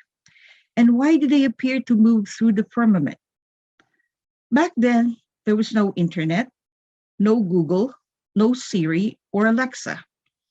We only had books and encyclopedias, binoculars and telescopes. But most importantly, we have our curiosity and our passion to learn and understand. Answers didn't come quickly as they do now, but In our search for truth and knowledge, we began one of the most enjoyable and intellectually fulfilling journey of our lives. Through time, we began to understand that those points of lights are actually stars or other suns, shining through the process of thermonuclear fusion. That the light reaching our eyes at any one given moment have traveled at the speed of 186,282 miles per second over great distances. Some took only years to reach us, but others may have taken hundreds of thousands, even millions of years. That is why when we look up at the night sky, we actually see back in time. As we look at our own sun, we are actually looking back 8 minutes ago. When we look at Alpha Centauri, we are seeing the light from almost 5 years ago. When we look at the Andromeda Galaxy, we are seeing the light from approximately 2 million years ago, when there were still no humans roaming the Earth. Our knowledge of this universe is based on what our instruments can detect and what our minds can comprehend. As science and technology progresses, so does our understanding of this cosmos. Join us as we take a quick journey, ex terra ad astra et retro, from the Earth to the stars and back, which is our personal motto. The brightest object in our night sky that is sure to capture our attention is the moon.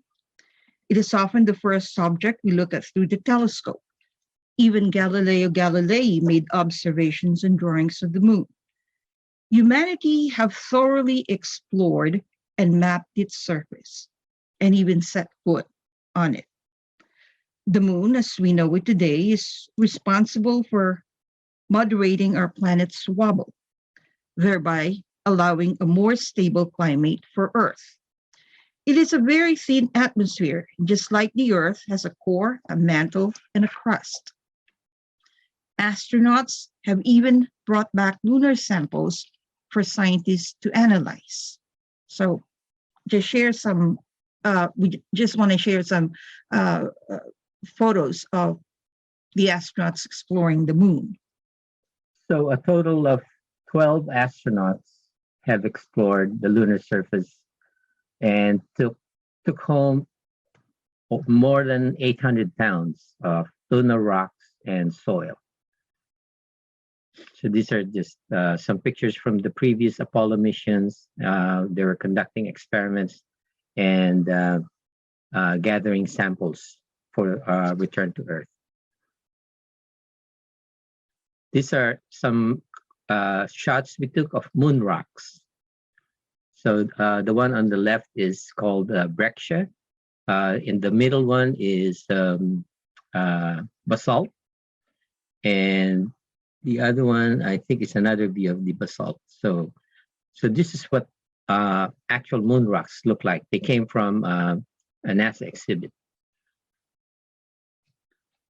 The sun is the brightest object in our daytime sky, a 4.5 billion-year-old yellow dwarf star in the outermost arm of the Milky Way galaxy. Our source of heat and energy, it is what makes life possible on Earth. The sun has played an important role in many of the mythology and religion of ancient civilizations, like the Egyptians, the Aztecs, and the Native Americans, to name a few. Solar imaging were once limited to the professional astronomers, using white light, calcium, and hydrogen alpha. But advances in technology have made it possible for amateur astronomers today to image the sun in multiple wavelengths. The images they produce are much more stunning than what some professionals produced over 30 years ago. Thanks to the advancement in optics, high-speed digital cameras, and powerful imaging software. But now we also have a fleet of solar observatories out in space monitoring the sun 24/7. Our understanding of our life-giving sun has tremendously changed. We now look at it We now know that it is composed mainly of hydrogen and helium. And just like the planets and everything in the solar system that orbits the sun itself, along with the entire solar system, orbits the center of the Milky Way at a stunning velocity of 450,000 miles per hour. And it takes the sun 230 million years to complete one trip around the Milky Way. We have not just studied the sun from a distance. Back in December 2021, NASA announced that the Parker Solar Probe has actually flown through the sun's upper atmosphere, the solar corona, a very historic moment for humanity to have finally touched the sun. Mercury is one of the 5 planets visible to the unaided eye.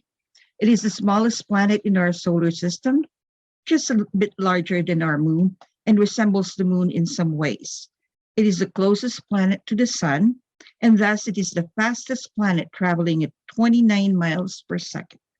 Mariner 10 was the first spacecraft to explore the planet and made 3 flybys in the 1970s. In 2004, NASA launched Messenger, which reached its orbit in 2011. The spacecraft orbited Mercury for more than 4 years and gave us a better understanding of the planet's surface composition, its geologic history, internal magnetic field, and verified that its polar deposits are mostly water ice.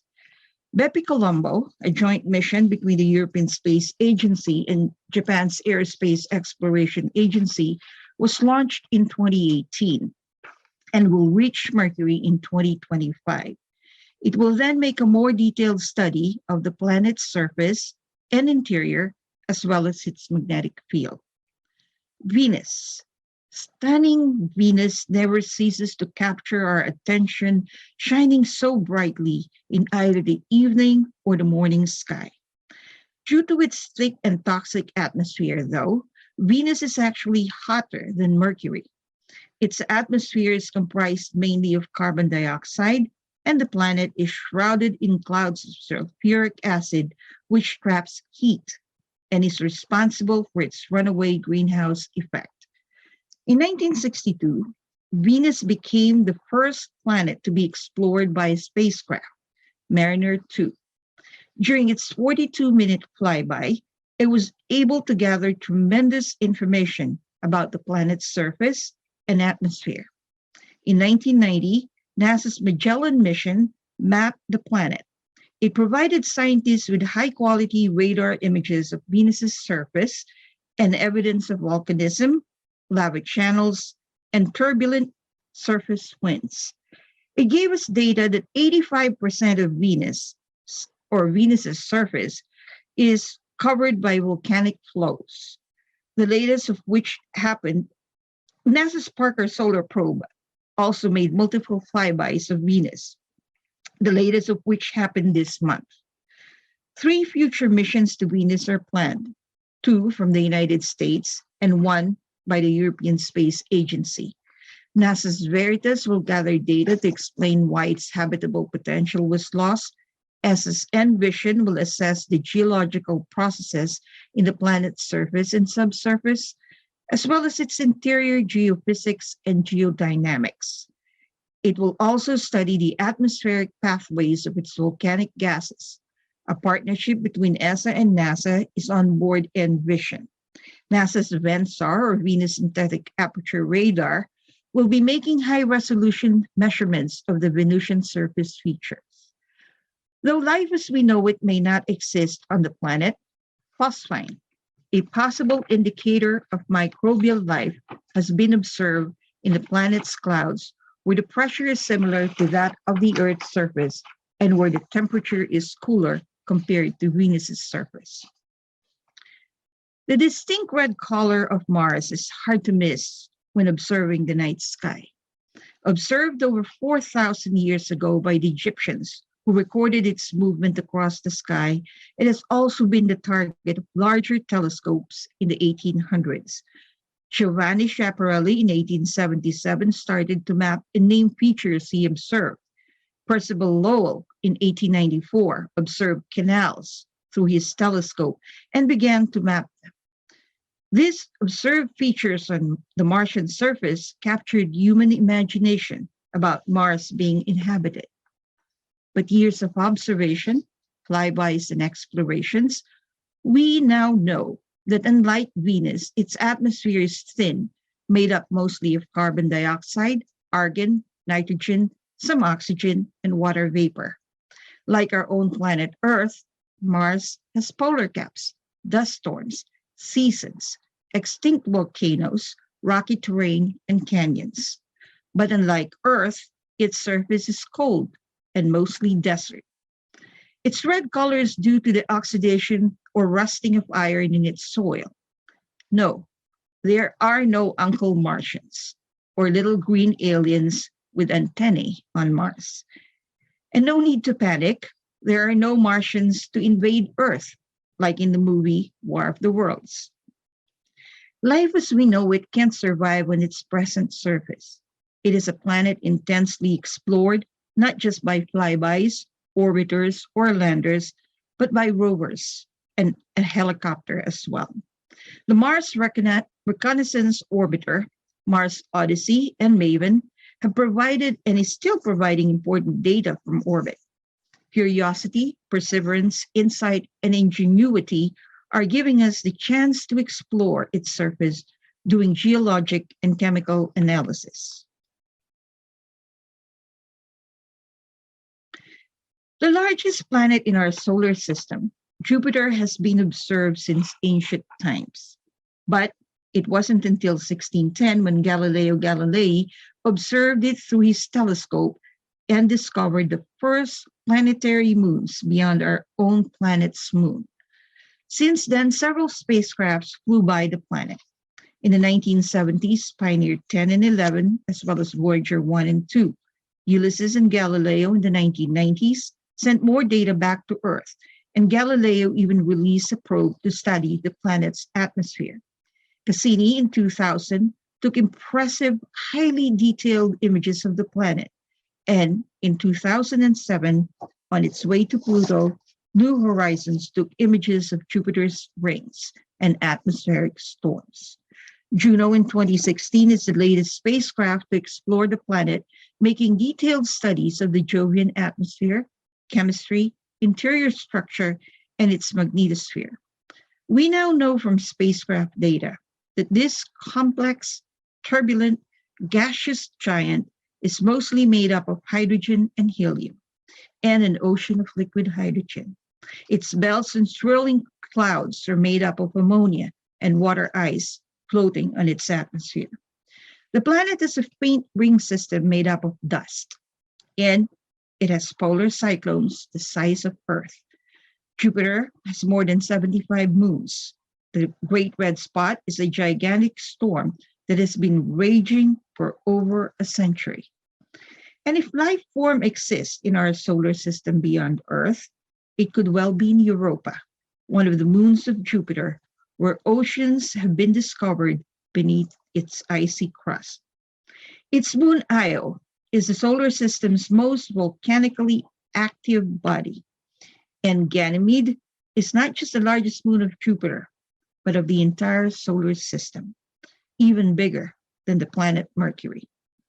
In 1994, astronomers on Earth witnessed something rare, a comet, Shoemaker-Levy 9, colliding with Jupiter. And again, in 2009, a similar comet asteroid impact was observed in the southern hemisphere of the planet. The beautiful ringed planet, one of the most impressive objects one can see while looking through a backyard telescope. Our first view of Saturn made us want to share with everyone what we were seeing through the eyepiece. Its spectacular rings in the Cassini division is surely astounding. Like Jupiter, the planet has been observed since ancient times, but it was the astronomer Galileo Galilei again in 1610 who first laid eyes on its rings. He initially thought of it as a triple planet, a big one in the middle and two small ones on each side. It appeared to him like a planet with handles. It wasn't until 1659 that Christian Huygens, using a much more improved telescope, saw that what appeared to Galileo as handles were actually rings. Then again, as optics improved, Jean-Dominique Cassini in 1675 discovered that there is a gap in the rings of Saturn, which has since bore his name, Cassini division. Since then, Saturn has been explored by several spacecrafts. In 1979, Pioneer 11 gave us our first close-up glimpse of the planet. And in the early 80s, the twin Voyagers flew by and provided us with some beautiful images. But it wasn't until 2004, when the Cassini mission arrived at Saturn for a 13-year orbit of exploration, that the planet's many secrets were revealed. Riding aboard Cassini is the European Space Agency's Huygens probe that landed on one of Saturn's moon, Titan.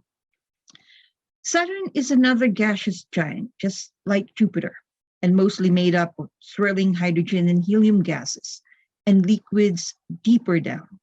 Its magnetic field is 578 times more powerful than that of the Earth. It too rotates fast, just 10.7 hours to complete one rotation. If it takes light 8 minutes to travel from the sun to the Earth, it would take the same light 80 minutes to travel from the sun to Saturn. The planet has 82 moons, 52 have been confirmed, and 29 more awaiting confirmation. Its ring system is now understood to be made up of billions of chunks of ice and rocks, with not just one, but 7 rings comprised of divisions and gaps. Just like Jupiter's, Saturn's moon Titan and Enceladus have been found to contain internal oceans that may be capable of harboring life. The discovery of Uranus by English astronomer Sir William Herschel in 1781 was the first planetary discovery using a telescope. Unlike the other planets, which has been explored by multiple spacecrafts, Uranus being on the average 1.8 billion miles away from the sun, has only been visited by one, Voyager 2. For about 6 hours, Voyager 2 gathered as much information and images of this faraway icy giant. But since its discovery, humanity has built far greater and more powerful ground-based telescopes, as well as the Hubble Space Telescope, all of which, together with the Voyager 2 data, has given scientists a better insight on this mysterious planet. An ice giant with no real surface, the planet is mostly made up of swirling fluids of water, methane, and ammonia, and its atmosphere predominantly hydrogen and helium with some methane in traces of water and ammonia. A cold and windy gaseous ice giant with powerful winds reaching over 500 miles per hour. Uranus has 13 faint rings and 27 moons that we know of. Life, as we know it, can't exist in Uranus. Another ice giant in the outer reaches of our solar system, Neptune, is on average 2.8 billion miles away from the sun. That it takes light traveling at 186,282 miles per second, about 4 hours to travel from the sun to Neptune. Using mathematical predictions made by Urbain Le Verrier, Neptune was discovered by Johann Galle in 1846. Like Uranus, it has only been explored by one spacecraft, Voyager 2. The planet has at least 5 known rings, 4 ring arcs, and 14 known moons. The planet is mostly comprised of hydrogen, helium, and methane. Beyond the 8 planets of our solar system lies the donut-shaped Kuiper Belt, where icy bodies like Pluto and some other dwarf planets and comets reside. In the far reaches of our solar system, in the realm of the Kuiper Belt, resides Pluto, which on the average is about 3.6 billion miles away. A 1,400-mile wide dwarf planet It was discovered in 1930 by our dear personal friend, Clyde Tombaugh, whom, by the way, we fondly called Uncle Clyde. And you can see there, he has a Padre Faura medal. Clyde was a Kansas amateur astronomer who built his own telescope and who later joined Lowell Observatory in Arizona to search for the elusive planet X. There, on February 18, 1930, using a blink comparator, he discovered a faint 14th magnitude object on a pair of photographic plates taken a month prior. Pluto, just like Uranus and Neptune, has only been visited by one spacecraft, New Horizons, in 2015. This is the actual telescope used by Clyde Tombaugh to discover Pluto in 1930. New Horizons gave us a better understanding of Pluto. The images it took of the dwarf planet prominently shows a heart-shaped glacier. We now know that, like Earth, Pluto has blue skies and high mountains, and it also snows in Pluto, only that its snow is red in color. It is a thin atmosphere made up of nitrogen, methane, and carbon monoxide, and Pluto has 5 moons. The other members of our solar system are asteroids and comets. Between Mars and Jupiter lies millions of mostly irregularly shaped rocky bodies, as small as a pebble to as large as hundreds of miles in diameter, orbiting the sun. This is the main asteroid belt. Some asteroids, also called minor planets, have their own moon, sometimes even 2 moons. Asteroids are remnants from the formation of the solar system. Some are made up of silicate rocks, but others have nickel iron in them. Some of these asteroids even get knocked out of their orbit by the gravitational perturbation of the giant planet Jupiter, or in some cases, by a close encounter with Mars. Humans have not just studied asteroids using ground-based telescopes and the Hubble Space Telescope. Instead, we have sent flyby missions like Galileo, who flew by asteroid Gaspar and Ida in the early 90s. NEAR studied Mathilde and Eros. ESA's Rosetta mission flew by asteroid Steins in 2008 and asteroid Letitia in 2010. The Japanese mission Hayabusa even landed on an asteroid and collected samples, which were then brought back to Earth for analysis. Thanks to modern-day technology and engineering marvels, we are now able to reach out to these faraway bodies and unlock many of their secrets. Another cosmic visitor to Earth,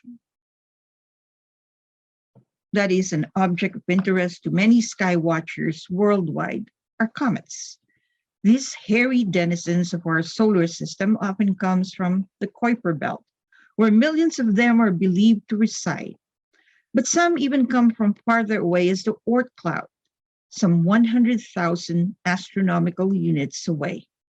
These bodies, which Fred Whipple described as dirty snowballs, are made up of ice, gases, and dust left over from the formation of our solar system. When they come close to the sun, these dirty snowballs are heated up and produce an oftentimes impressive tail of gas and dust that's left behind in their track. Interestingly, comets are what got both of us interested in astronomy. Before we understood what comets really are, they were portrayed as omens of impending disaster, like war, famine, and pestilence. With our present knowledge of these cosmic visitors, present-day amateur astronomers often get excited to greet these cosmic interlopers with their cameras and wide-angle lenses. To date, there are over 3,700 comets that we know of, and many more are waiting to be discovered. In 2001, Deep Space One made a flyby to Comet Borrelly. Another flyby mission was made in 2004 by NASA's Stardust mission, which then collected some samples of cometary particles and interstellar dust as it flew by Comet Wild 2. The samples collected were then returned to Earth to be studied. In 2005, Deep Impact flew by Comet Tempel 1. The Deep Impact spacecraft on an extended mission also flew by Comet Hartley 2 in 2010. Leaving our solar system, we visit the realm of nebulae and galaxies. We have come to understand that nebulae are either stellar nurseries or remnants of dying stars. They're giant clouds of dust and gas floating in interstellar space. Most nebulae and galaxies we observe today have been painstakingly cataloged and mapped. Imaging nebulae and galaxies have come a long way. Amateur astronomers have produced some impressive images using their backyard telescopes. But today, let's take a quick look at some stunning images that have been produced by the Hubble Space Telescope. Beyond our own Milky Way galaxy, populating the vast universe are millions and millions of other galaxies that are made up of billions and billions of stars and solar systems. It just makes us wonder how vast the universe truly is. Now we ask not what those points of lights are up in the night sky, for we now have unraveled the secrets of stars, their birth, their source of energy, and even how they die. We now know that our universe is approximately 13.8 billion years old, that our own Milky Way galaxy is about 13.6 billion years in age, that our solar system is 4.57 billion years.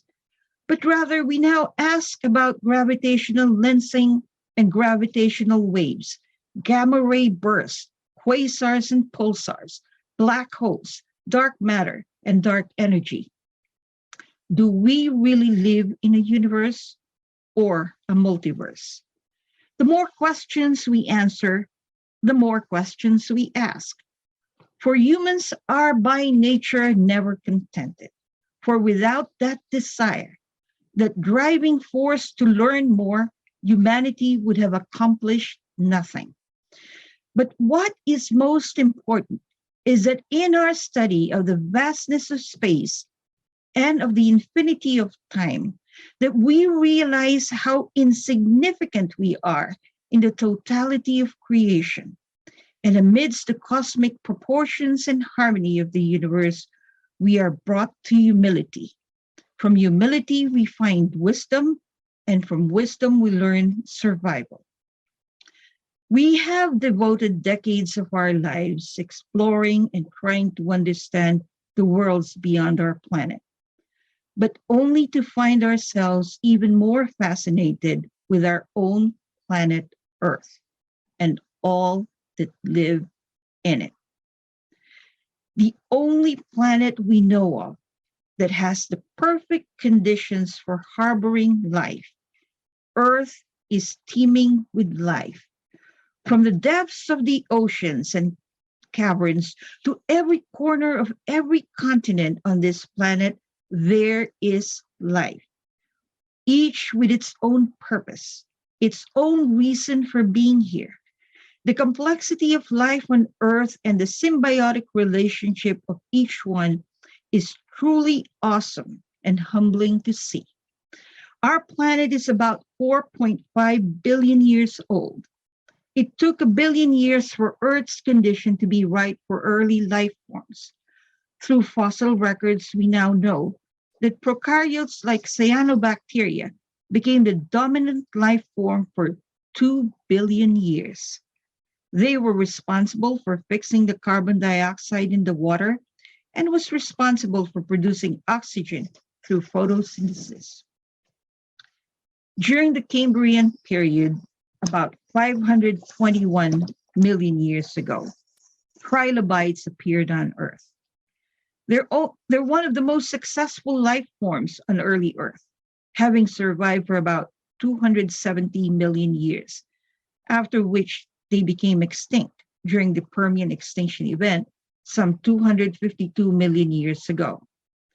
In 1796, Georges Cuvier, a naturalist giving a lecture in Paris, use the word extinction while talking about the disappearance, or rather, the extinction of the mastodons.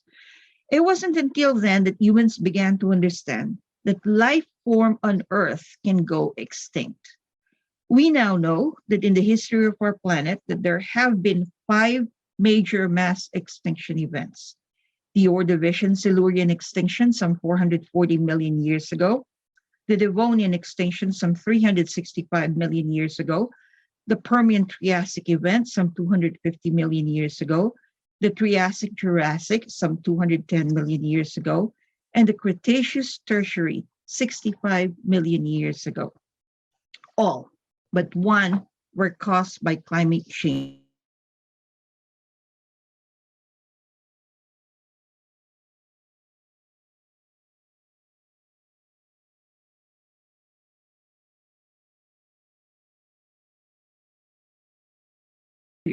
Is accelerating that process. Many scientists believe that we are now on the 6th extinction event, and it is being caused by humans. Only the tardigrade, or water bear, a microscopic life form, survived all 5 extinction events. Will it survive?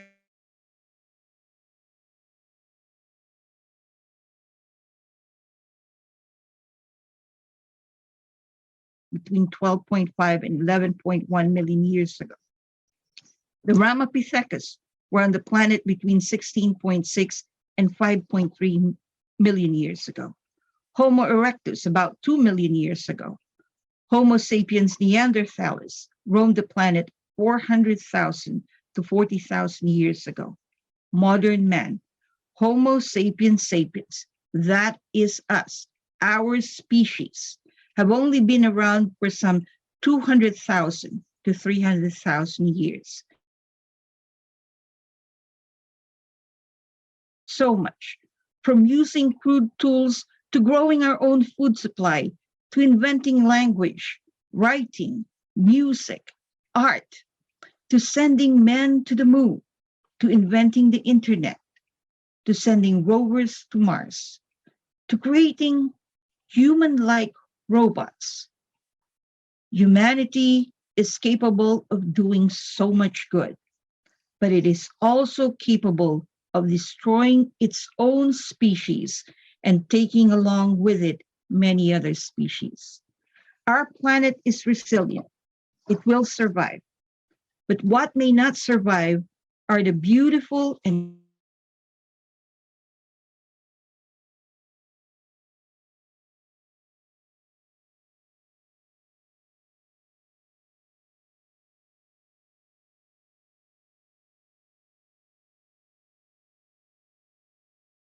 in our ever-growing population. So we resort to overfishing our oceans, using synthetic fertilizers and pesticides in our farming method, which then destroys the soil's ecosystem, resulting in oil loss.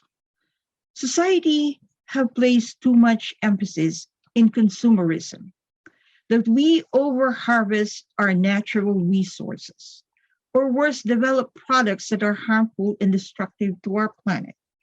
Consumerism is what causes our factories to produce greenhouse gases, contributing to the acceleration of climate change. We also produce so much waste because of this addiction to consumerism, some of which won't biodegrade in our lifetime. Some even contaminate our oceans and end up in the fish we eat. PFOA and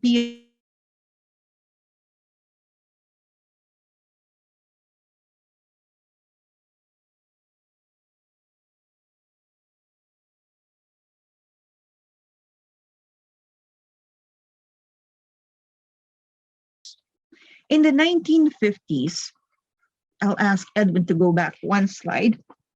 In the 1950s, peregrine falcons, one of the most majestic birds around, the fastest animal on the planet, were lost east of the Mississippi with the chemical DDT. DDT was used to kill insects, which were the food for the songbirds, which in turn are the food for the predatory birds. DDT then went up the food chain. Conservationists and the government added the birds to the endangered species list and gave it protection, banned the use of DDT, and went to work to reintroduce the birds to areas where they were lost. Here in Massachusetts, we became a part of this effort. For about 50 daily and rescue their young during nesting season. It is one of the few success stories of conservation efforts here. But we don't only save these birds because they're beautiful, but because they're needed to balance the ecosystem. They are the natural control for smaller birds. While helping them, we've learned so much from them too.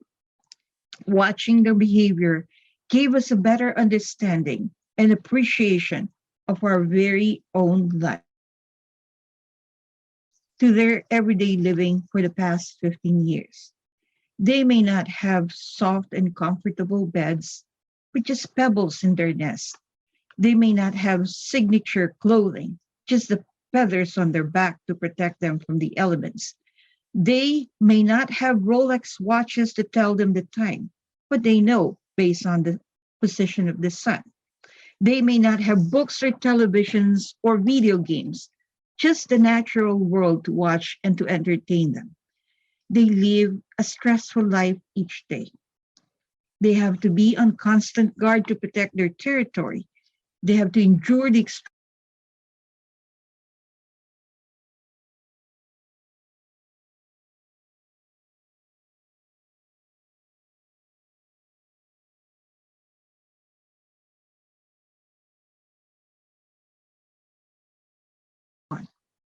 They take care of their needs and that of their young. They mate for life. They teach their chicks how to fly, how to hunt, and they lead by example until their young are ready to be on their own and find their respective territories. And here we are, humans, complaining of being stressed each day. Some of our pollinators are also at risk of going extinct because of pesticides. If not for them, we won't have agriculture. We won't be able to grow our food without resorting to synthetic methods. Suburban Americans have turned to having lawns rather than gardens. They plant low-maintenance bushes rather than pollinator-friendly plants. They're fed with so much synthetic and carcinogenic fertilizers and pesticides. We see that every day in our own neighborhood. They even kill and drive away wildlife because they defecate on their precious grass, not realizing that those poop are organic matter that feeds the soil. Yet, unlike them, we buy a lot of composted chicken manure to feed our own grass. We use corn gluten as pre-emergent weed control. We mulch mow to return the nutrients to the grass.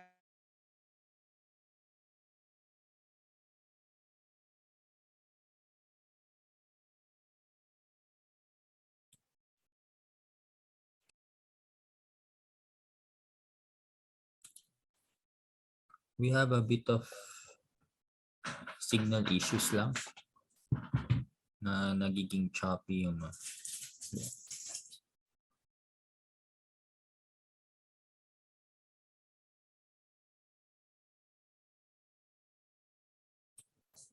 Hello, Ma'am Imelda.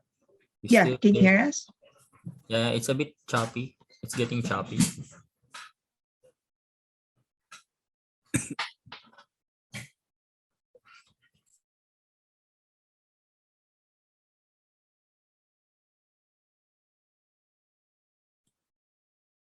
Let's give them time to reconnect, I think.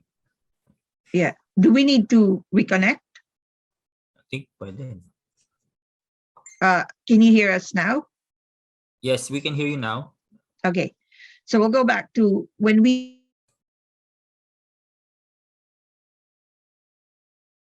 the nutrients of the grass back to the soil. Yes, our lawn looks like a golf course, but done in an organic way. The wildlife that visits our garden are the ones responsible for controlling whatever pests there are. Possums and wild turkeys peck and eat ticks. Rabbits control the weeds, and the bees and butterflies pollinate our organic vegetable garden. Our earthworm-rich soil doesn't only feed the small birds that visit, but the worm poop, the vermicompost they produce, enriches our soil even more. It can be done, and we've proven it.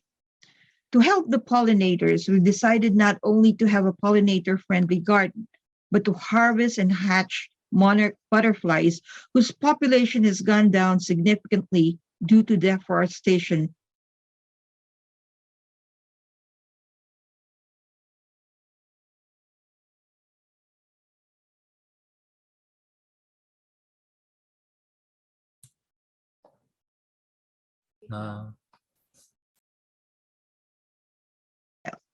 Is it choppy again?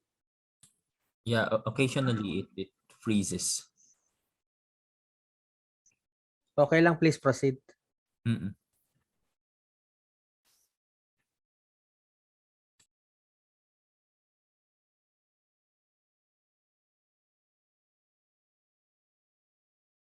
As we do this, we also use this opportunity to teach the neighborhood kids about science, for mentoring is important.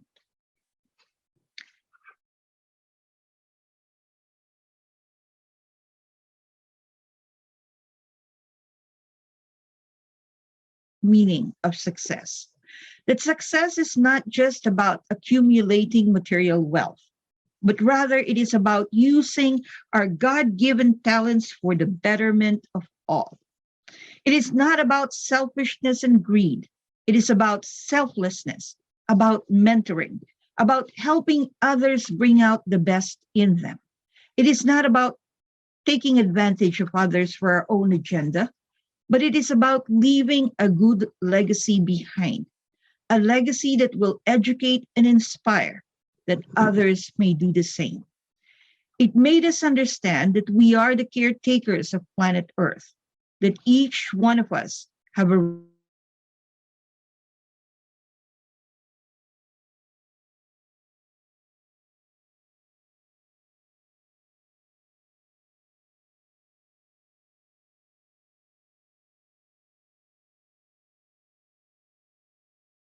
of this planet's ecosystem. We are the authors of our own life story. Each day we live is like a page in our book of life. How colorful and vivid we'd like it to be depends on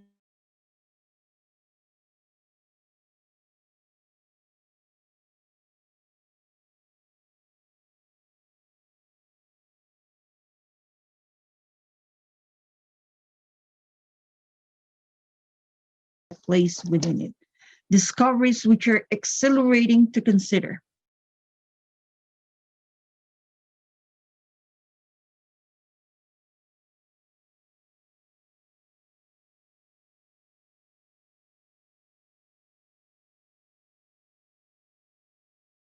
In which we float like a mote of dust in the morning sky.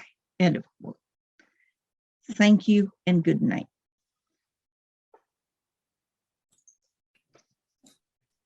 Thank you, Ma'am Imelda and Sir Edwin, for your very inspiring life story. What an amazing journey indeed. So we Thank you. we hope there wasn't too many interruptions or Just a few screen freezing, but they were short. Can I borrow for the share screen? oh sure.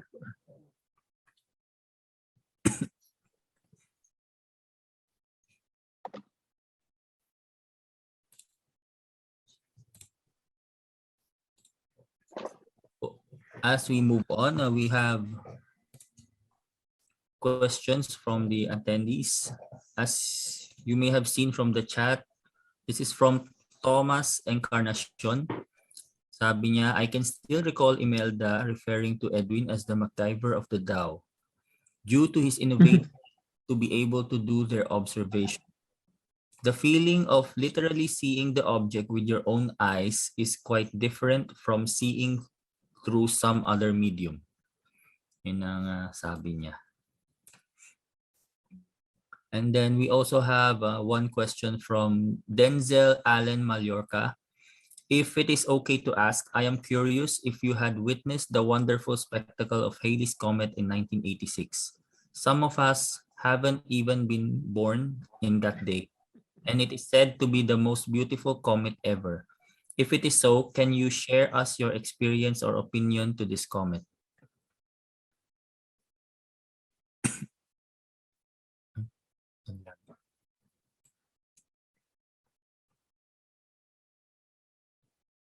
When Halley's Comet appeared in the skies over the Philippines. This was early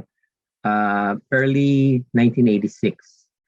And it made its closest approach to the sun, or perihelion, in February of 1986. But even before that,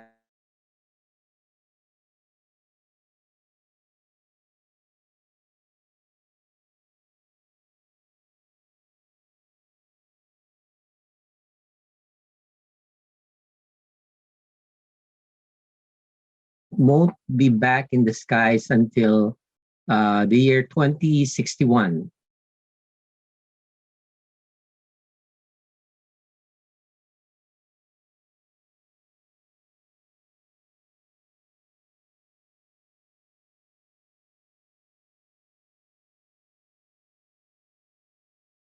The position of the comet and the appearance of the tail.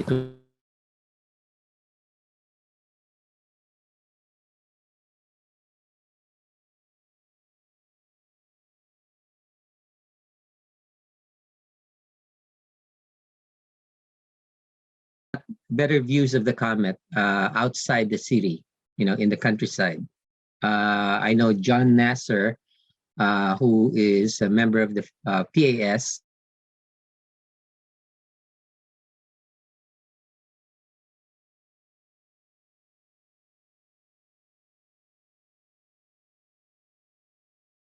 Forget our book. Oh, yeah. Yeah, that's the reason why we wrote the book, to help people, to help observers, give some guidance on where to observe, how to observe it, and how to photograph the comet. Yeah, that was the first book on astronomy ever written by Filipino authors, and it's about Halley's Comet. And we also did public observing at that time at the Manila Observatory. Yes, on the roof deck. Yeah, the roof.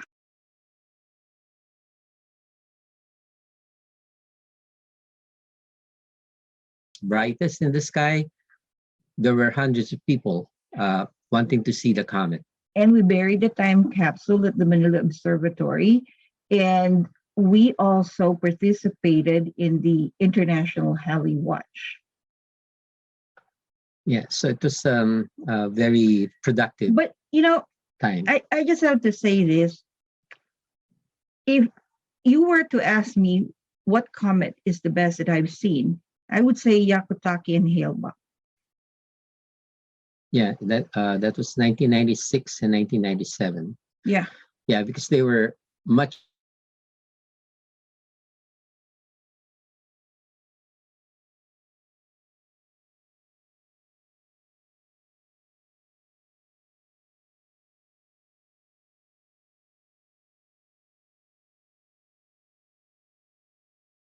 Seen by Julius Caesar, that same comet.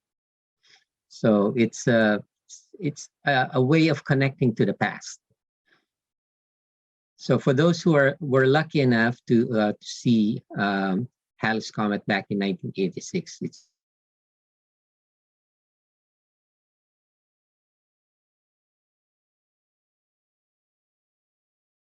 Since you sound very young, you were not around in 1986. Just keep a good health and you'll be able to see the comet next time it comes around. Yeah, with your grandchildren.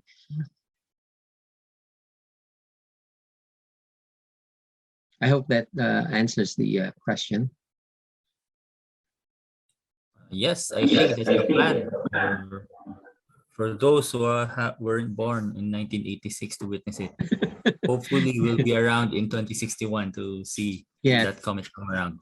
And then that year, maybe we can still read your reference book. And who knows what the state of astronomy is going to be when the comet visits the solar system again, the inner solar system in 2061. What kind of telescopes will people be using, or do they still need telescopes? Maybe something else could be invented. And for photographing the comet, there might be a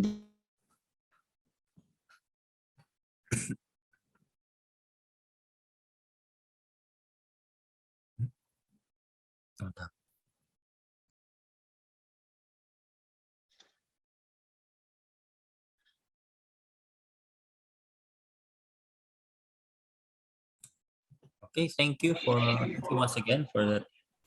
I Yes. hope that answers the question.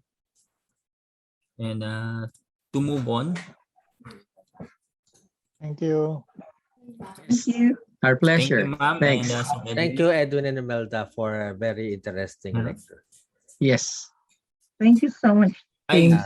Oh, and wait thanks lang to po, Peter ma'am. too. Yeah. Hi, May Meldad. pahabol Hi, pong Edwin. question. May Oh. pahabol na question dito coming from Christopher Lu. Is your book available here in the Philippines? You have to ask Jett because I think he bought all the copies. Yeah, it's been long out of print. Yeah. Yeah, Even I bought even the I bought second it years edition. ago. Yeah, I bought it years ago at National Bookstore. So I don't know. Yeah. I also have it. Tapos may signature pa ni Edwin and Imelda. When I got it Yeah. in National Bookstore, di ba? You still remember it? Yes. Yes, Yeah. We James. already did. James. That's why I joined. Yeah, it's funny they used to classify it in religious books because it was entitled The Second Coming. Yes. Yeah, Mhm. yeah. But even though the book is out of print, Yeah. can I tell them? Oh, Ayan. Baka meron sa Kindle. so may top secret. May, yun na eh, giveaway eh.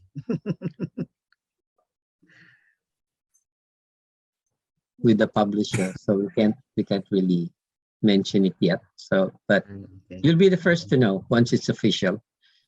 Mhm. Hello, Okay. everyone. Thank you po. Sure. Thank Yeah, you. our pleasure. Edwin, Dada, thank you. You're Thank welcome. you. Moving on to our final speaker of the night. He is the current observation chair and longtime board member of the Astronomical League of the Philippines and is also the organization's chief Messier Marathon specialist for the longest time.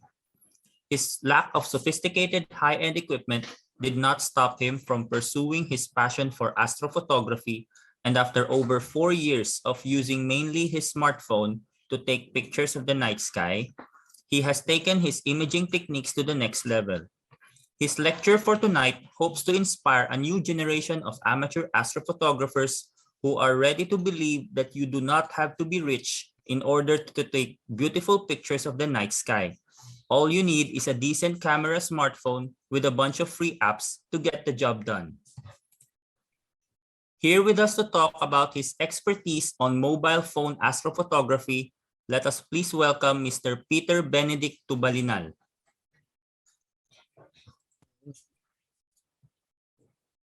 Right, so let me share my screen.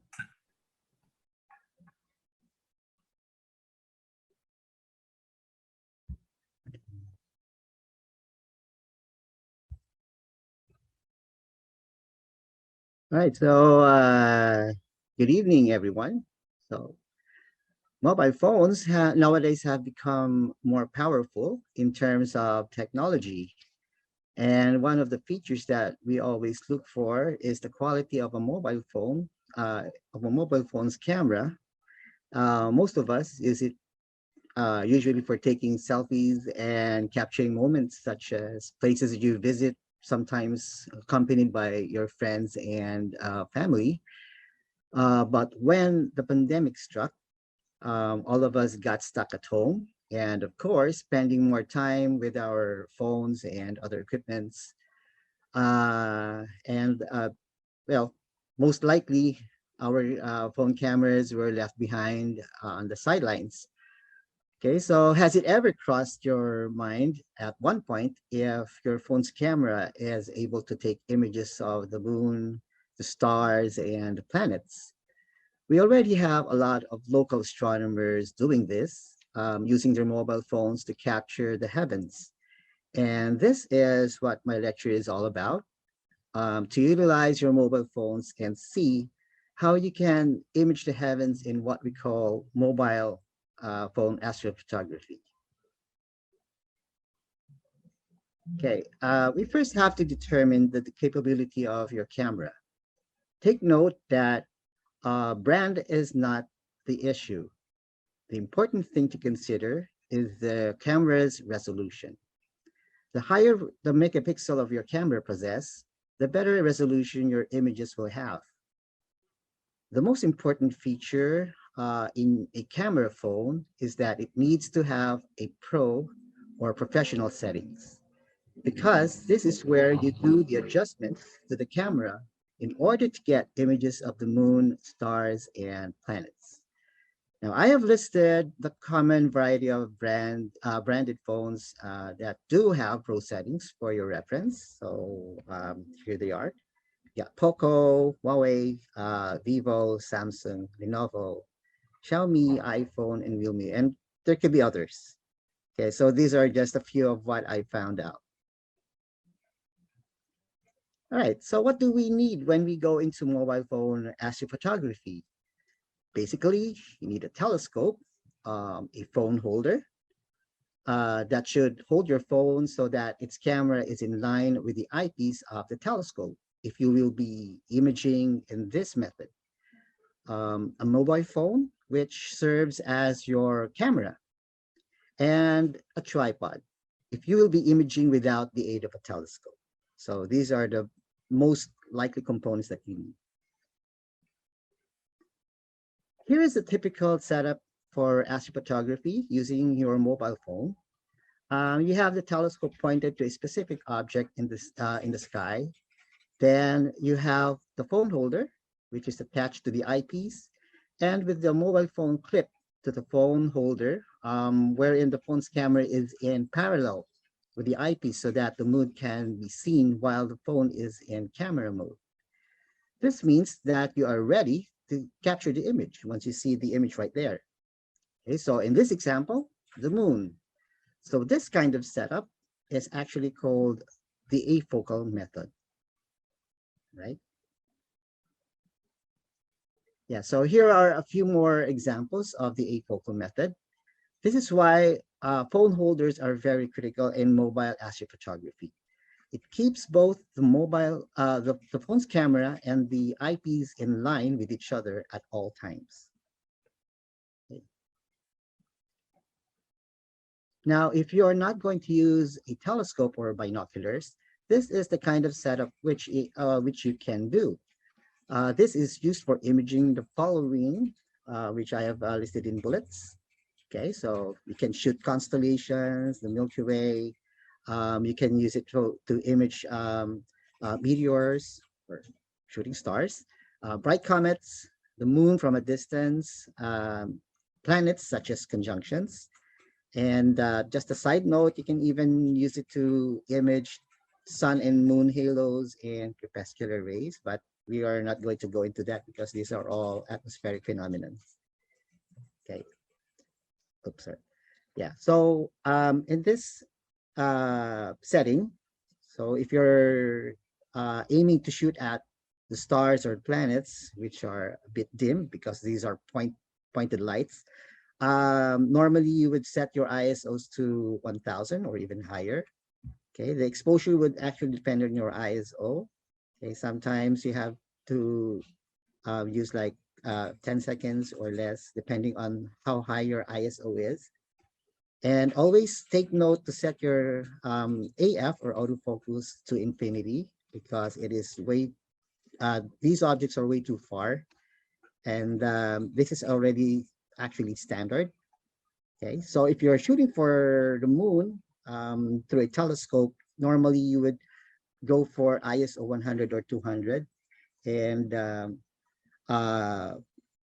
if you're going to use just this method to image the moon, okay, so you may aim at an exposure of like 4 seconds. So this would not wash out or overexpose the moon. So if you're shooting for like crescent phases, so it's best to use like 4 seconds.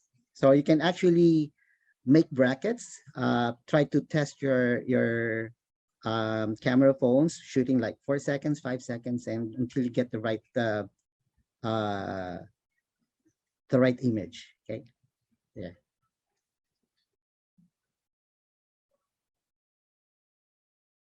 All right, so assuming that you are now ready to image the moon, so here's what you'll do. So tap on the camera icon and on your phone and find the button that says Pro. Okay, just like in this example that I have taken a screenshot of.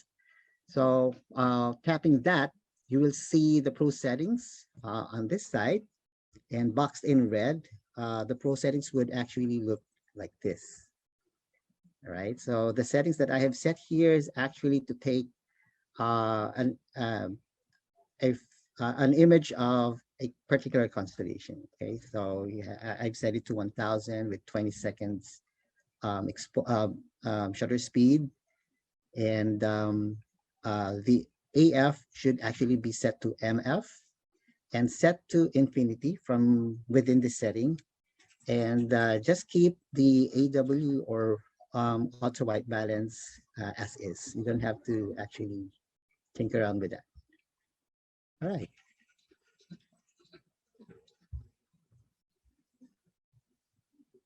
Okay, so the next step after imaging the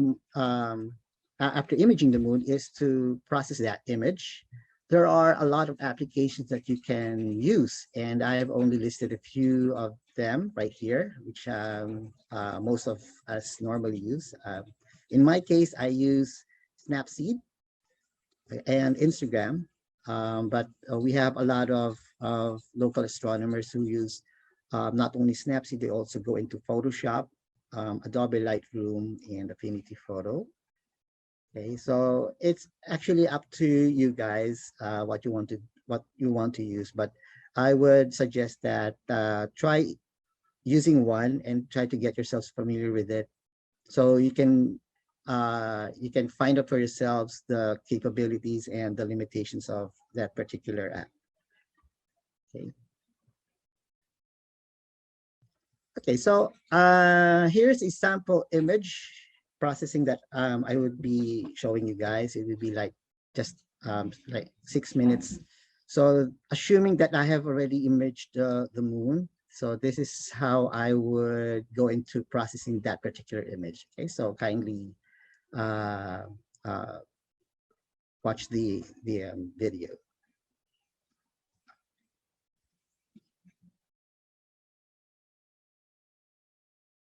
All right, so for this case, okay, so I am going to process this raw image in Snapseed. Okay, so there. So this is the raw image that you're looking at right now, and I'll be going to Snapseed. Okay.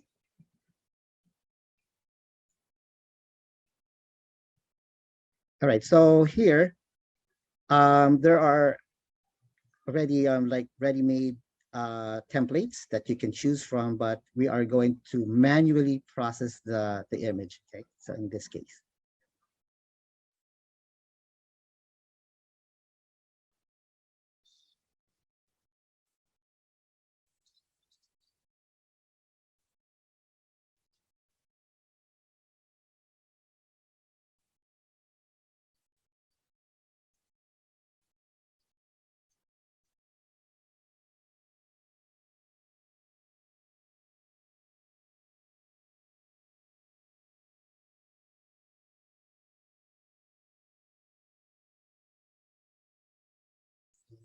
RGB colors.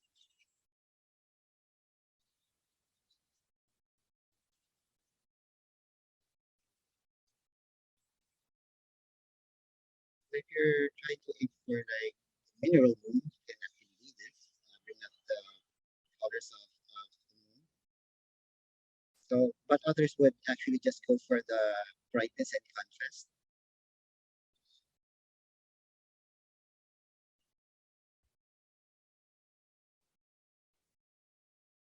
Okay, so now I am bringing out, adjusting the brightness and on the other features.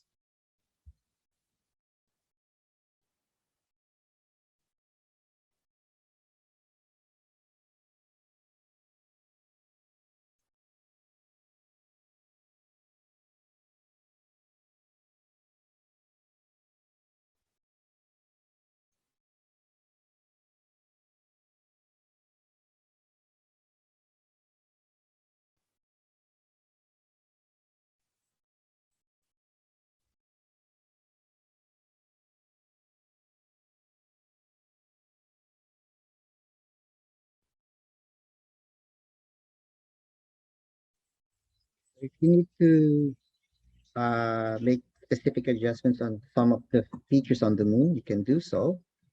Okay, so there I'm doing it based on this video.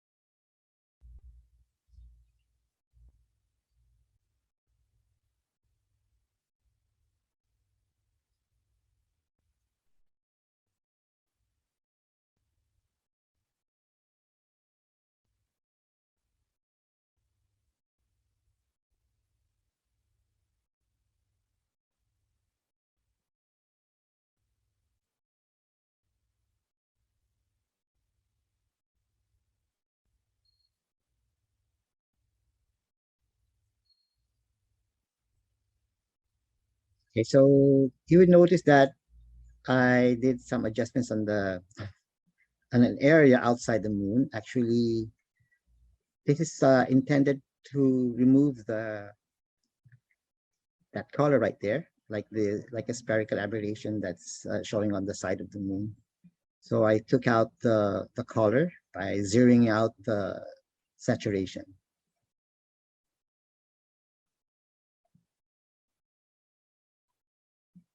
Okay, so you just keep on making the adjustments as much as you need. Okay, so here I go back and forth, trying to blend in the colors and the adjustments on the try to show all the parts of all the features of the moon.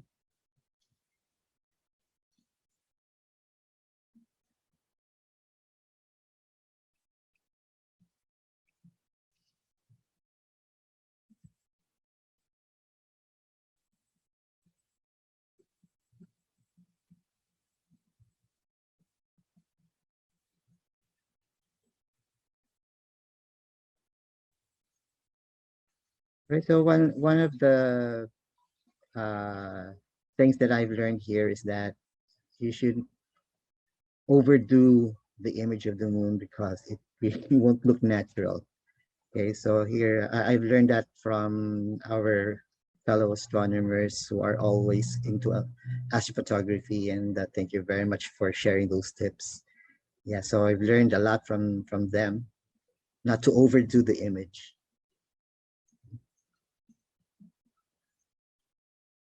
So here, a while ago, I rotated the orientation of the moon.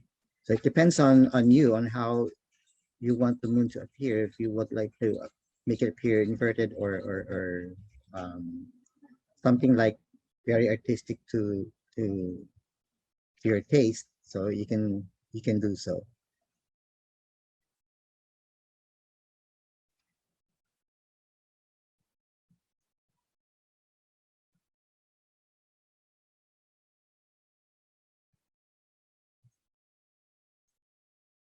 So here are the final adjustments.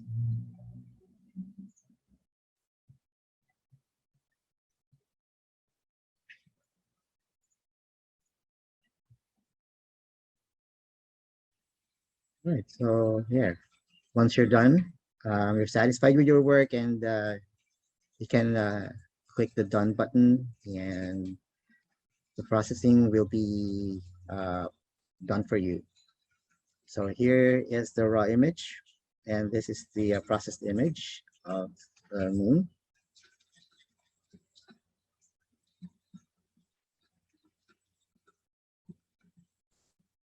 So there.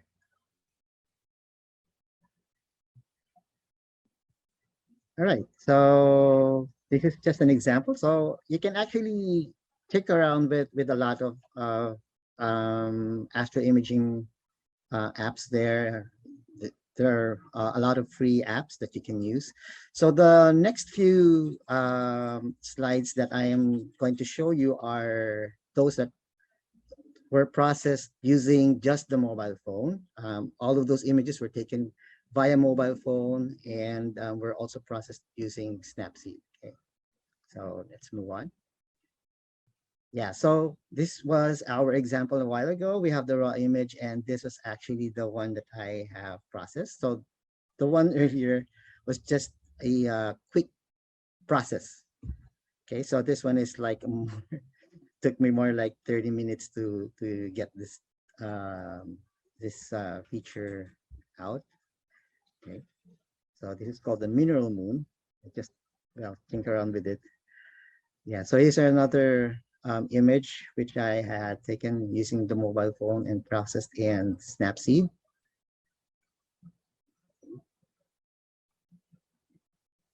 All right, so one of the difficult part when doing mobile phone astrophotography is when you're imaging the moon that has not yet entered into twilight. So yeah, I had to do a lot of adjustments in the processing to get the features out. Okay, here. Now, when you're using just your mobile phone alone, this was the thing that I was mentioning earlier, that you have to blend your ISO with your time exposure, so you don't the moon doesn't get washed out. So here you can see the crescent. This is actually a waning crescent moon. This was like 3 hours before sunrise. Yeah, so if you can make it a little bit artistic by blending it with foreground sceneries like city lights. So here's another one taken right outside our home. This is during the conjunction of the moon and Venus. Yeah. So again, if you would notice, the time exposure is a bit short, so as not to overexpose the moon. All right, so during the total lunar eclipse, this was the last total lunar eclipse that we had. I was in Loyola, and I was only using a pair of binoculars, and I attached my mobile phone to one of its eyepieces, and here's how it looks. Okay, so since the moon was kind of dim, I had to increase the ISO. Yeah. Now here, there were high altitude clouds when I was trying to image the moon. So, well, I had to step down a little, trying to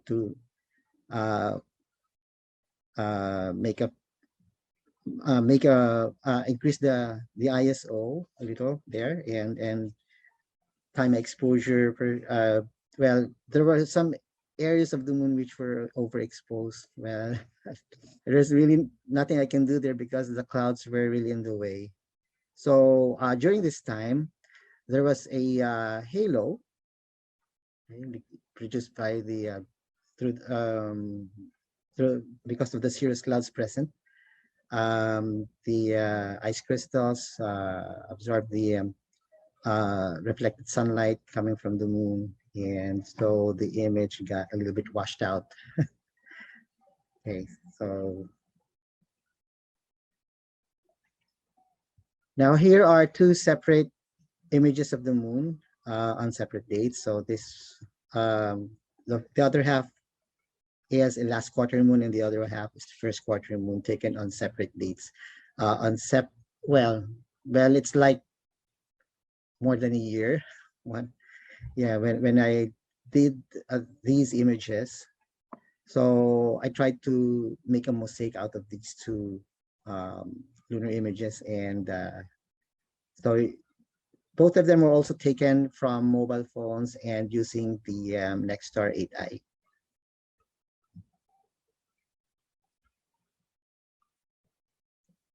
All right, so this was just taken recently, like more than a week ago. Okay, so while in one of the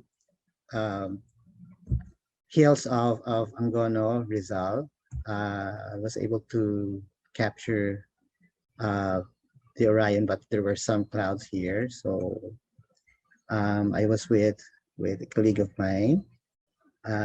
Yeah, she's actually one of our attendees tonight. Yeah, this is courtesy of Miss Jamie. So thank you very much there. So she took the image right from her mobile phone, okay, from a Poco X3 NFC, and then we processed the image using Snapseed, and this is how it turned out. Okay, so sometimes clouds can contribute to something dramatic in your images. Okay. All right, so here's planet Jupiter. These are actually two different images. The first image was Jupiter itself, and the second image was an overexposed setting of Jupiter in order to bring out the 4 Galilean satellites right here, and then I combined them using InCollage. Okay, so just to bring out both photos in one view. Okay, so I was using the Nexstar 8i and a Vivo 1915 phone. Okay.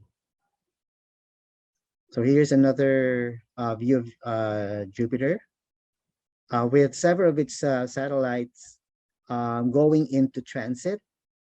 Okay, so Ganymede was actually into transit with Jupiter, and I think Callisto was going behind Jupiter. Okay. Yeah. So again, this was processed in Snapseed. Okay, one of my favorite, Saturn. Okay, so Saturn, this was taken under the Nexstar 8i. And then this is actually one of the most difficult astrophotography that I did, because I attached the phone under a 10mm eyepiece. Okay, so there, and then process it with these settings right here. Okay, so pardon me for the pixelated features. So here's another image of Saturn. Also, this was taken from a different mobile phone. Okay, it's Lenovo Tab 2 Plus.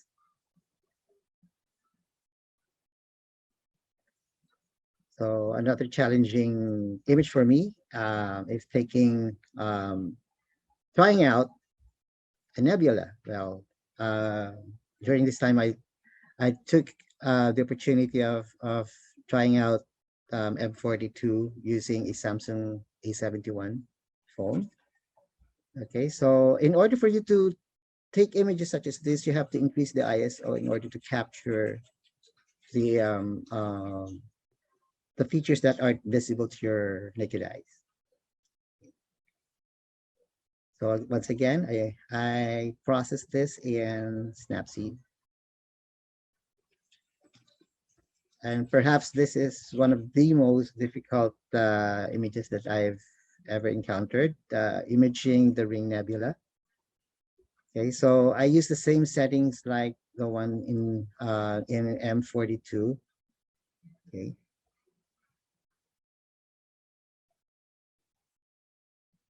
And the same goes with the Sombrero Galaxy. So I'd like to stress out that even using your mobile phones, you can actually take images of DSOs.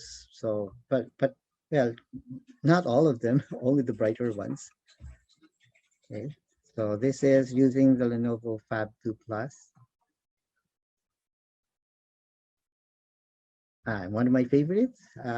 This is the Milky Way, one of the summer Milky Way, which we took it when we were doing our stargazing at Caliraya with James and Doc Jett and Andrew. Yep, sorry. Okay, so there. This is actually one of the easiest because you just have to point your mobile phone right where the Milky Way is, and then make set the adjustments, ISO at 1000, and push it to the limit at 32 seconds, and set the autofocus to infinity.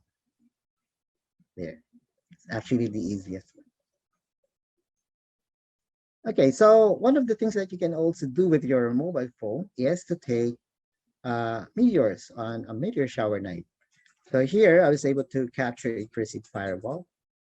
Okay, so you can just point your mobile phone at any part of the sky during a meteor shower and then expose it as long as you want. If you're only aiming for the meteor itself, you can push the limit to like 32 seconds. Okay, there. So here, this was taken using a Asus Zenfone 3.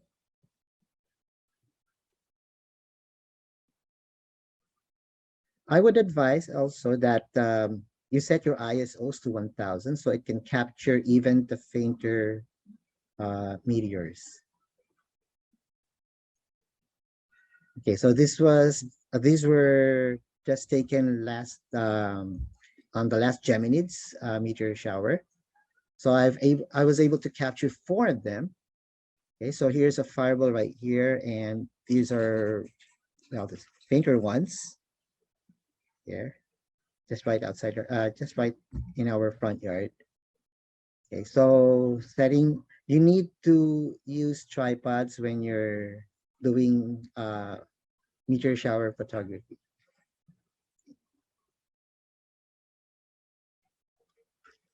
All right, so this is Comet Leonard, also taken with a mobile phone.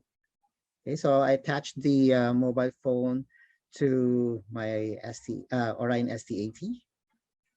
All right, so once I was able to find the location of the comet and saw it through the eyepiece, that's when I set the eFocal method and then shot it at ISO 1600 with 3 seconds exposure. Okay, and then once again processed it in Snapseed. All right, so just to give you some of the tips that based on my experience, you have to practice your mobile phone as frequent as you can. The mobile phone that you have with you is your best equipment to get acquainted with. Always use your tripod when you're shooting for stars or for anything in the night sky. Okay, so do multiple shots of a specific object with different camera settings. When you're doing photography, don't stick to one specific setting. You have to make brackets like ISO 100 or ISO 125 and so forth, and then your exposure time, set it, make experiments with it. Doing it that way, you'll be able to find the correct setting for that specific object. Okay, Always clean your camera lens before use, because once in a while you get to hold your camera and putting fingerprints on the camera itself. So you have to clean it first. Otherwise, you'll be having, well, a nightmare when taking images. Okay, so another experience that I had was if you don't have Bluetooth, what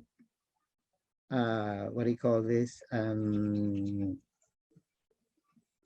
Bluetooth shutters with you, you can actually set your cameras to like 2 to 3 seconds delay time, because every time you tap on the shutter button, there is like 1 to 2 seconds that your camera would vibrate based on how hard you tapped on it, and this can actually ruin the image. So it will somehow like put the image out of focus. Okay, so put like 2 to 3 seconds of delay time on each for each on your camera settings. So every time that you tap on the button,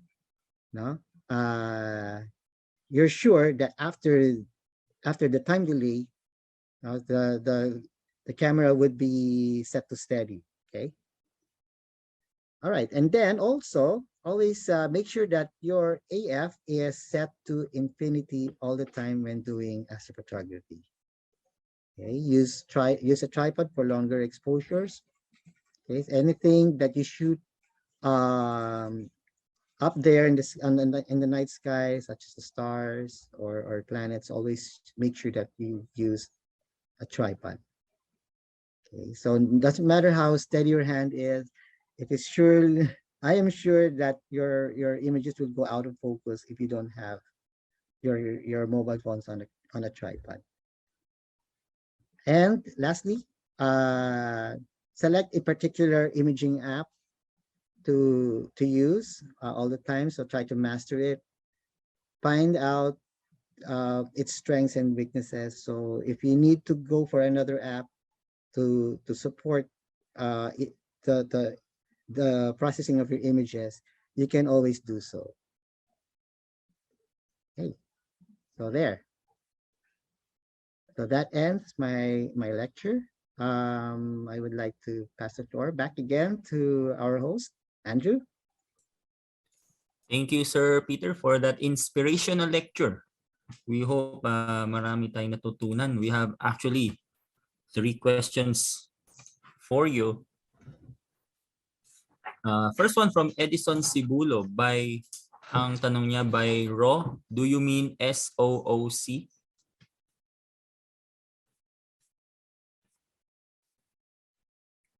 Well, normally when you say the RAW, there are actually cameras that when you shoot a particular image, it has the RAW word in it. So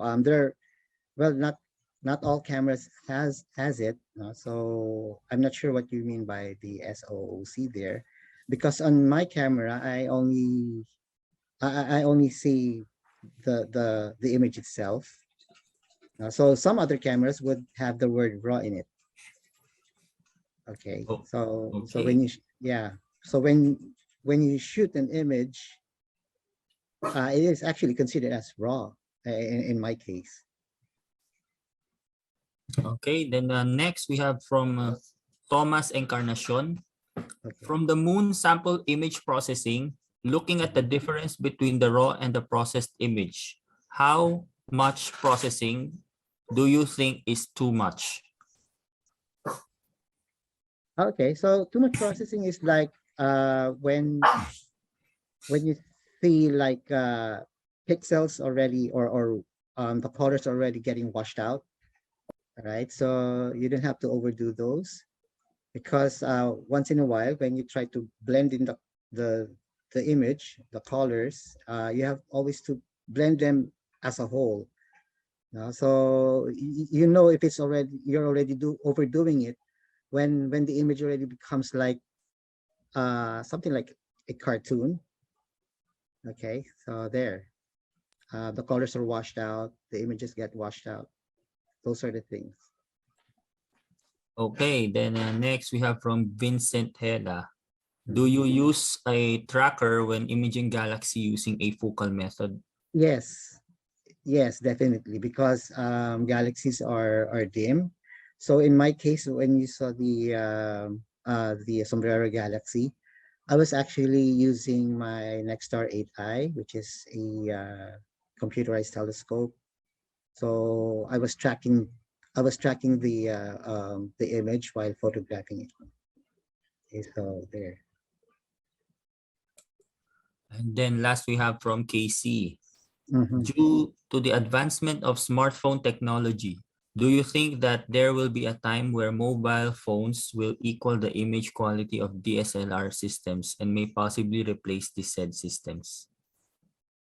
Well, it's not so far. It's happening. So it'll only take a matter of time that mobile phones get the technology that DSLRs have. You know? Yeah. Okay, so do we have any more questions? Yeah, I think there's one more straight out of camera. I'm not sure what Edison means. I think ito yung regarding the yung question kanina about the RAW and the SOOC. Yeah. Straight out of the camera itself. Yeah. So when you shoot a particular image using your phone, that's it. That's the raw image. Unless you're taking it from another software, perhaps like that. But if you're using the settings of the phone itself, then I consider it as raw. Okay, I think if there's no more questions, we can proceed with the awarding of certificates. As we near the end of our program tonight, may I call on ALP President Mr. James Kevin T. to join me in the awarding of certificates to our speakers. And while we are awarding the certificates, may we request everyone to kindly spare a few minutes of your time to fill out a short survey that we have prepared. This survey will help us improve on our future webinar events. We will share a link of the survey form to the chat tab of your Zoom interface before this webinar event ends. And for our viewers over at the Facebook live stream, we will also share a link to our survey form on the comment section of our Facebook live stream. So our first certificate of appreciation is to be presented to Dr. Jesus Rodrigo F. Torres for his invaluable insights, experiences, and expertise shared with the participants of the webinar entitled Ethnoastronomy, Everyman's Astronomy for Early Filipinos, held during the 2022 National Astronomy Week celebration, given this 26th of February 2022. Signed by NAW Chair Andrew Ian Chan and ALP President James Kevin T. May we request Dr. Torres to please turn on your camera for a quick photo op. Is he here? Yeah. I just James? He left already, I think. Okay. So as Chris go. Photo op na lang tayo. Yeah. 3, 2, 1. One more. Okay. For our next certificate is to be presented to Christopher Y. Go for his invaluable insights, experiences, and expertise shared with the participants of this webinar entitled New Jupiter Latest Juno Findings, held during the 2022 National Astronomy Week celebration, given this 26th of February 2022. Again, signed by NAW Chair Andrew Ian Chan and President James Kevin T. So Chris Go is not here, tayo ulit. Okay. Ready?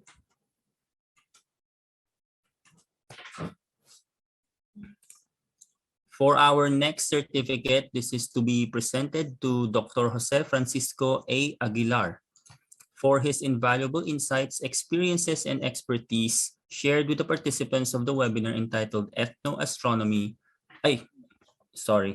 Astronomy in the Time of the Pandemic, held during the 2022 National Astronomy Week celebration, given this 26th of February 2022.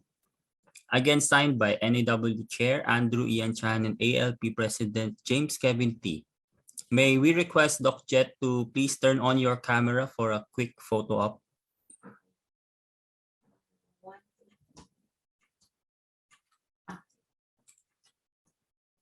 And then our next certificate of appreciation is to be presented to Imelda B. Joson and Edwin L. Aguirre for their invaluable insights, experiences, and expertise shared with the participants of this webinar entitled From the Earth to the Stars and Back, Our Personal Journey, held during the 2022 National Astronomy Week celebration, given this 26th of February 2022. Signed by NAW Chair Andrew Ian Chan and ALP President James Kevin T. May we request Ma'am Imelda and Sir Edwin to please turn on your cameras for a quick photo op. Okay. 1, 2.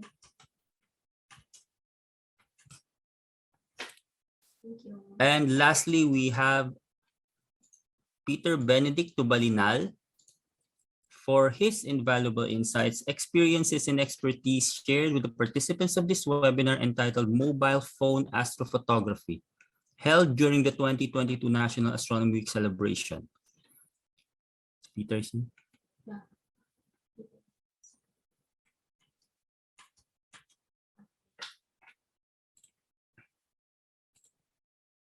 and of course, as mentioned earlier in the program, we also have this certificate of attendance to be presented to all registered participants who have attended this webinar event.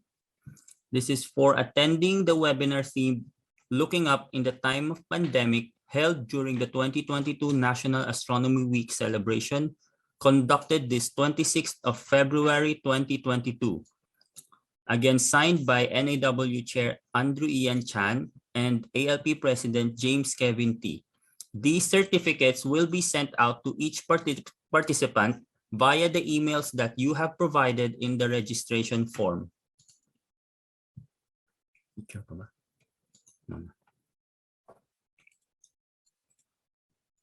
Okay, we have reached the conclusion of our program for this special webinar event in celebration of the National Astronomy Week 2022.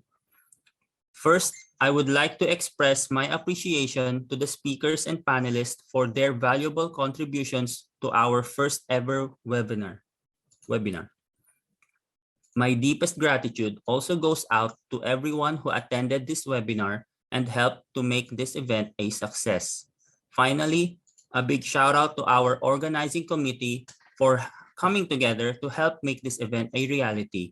From ALP President James, VP Doc Jett, Ma'am Imelda, Peter, John Ray Cabrera, Jun Lau, Kendrick Cole, and my wife Justine. Thank you all for your help and support. We hope everyone enjoyed our webinar program for this evening. On behalf of the Astronomical League of the Philippines, this is your host Andrew Ian Chan, wishing everyone a pleasant rest of the evening and let us all stay safe. Thank you and good night.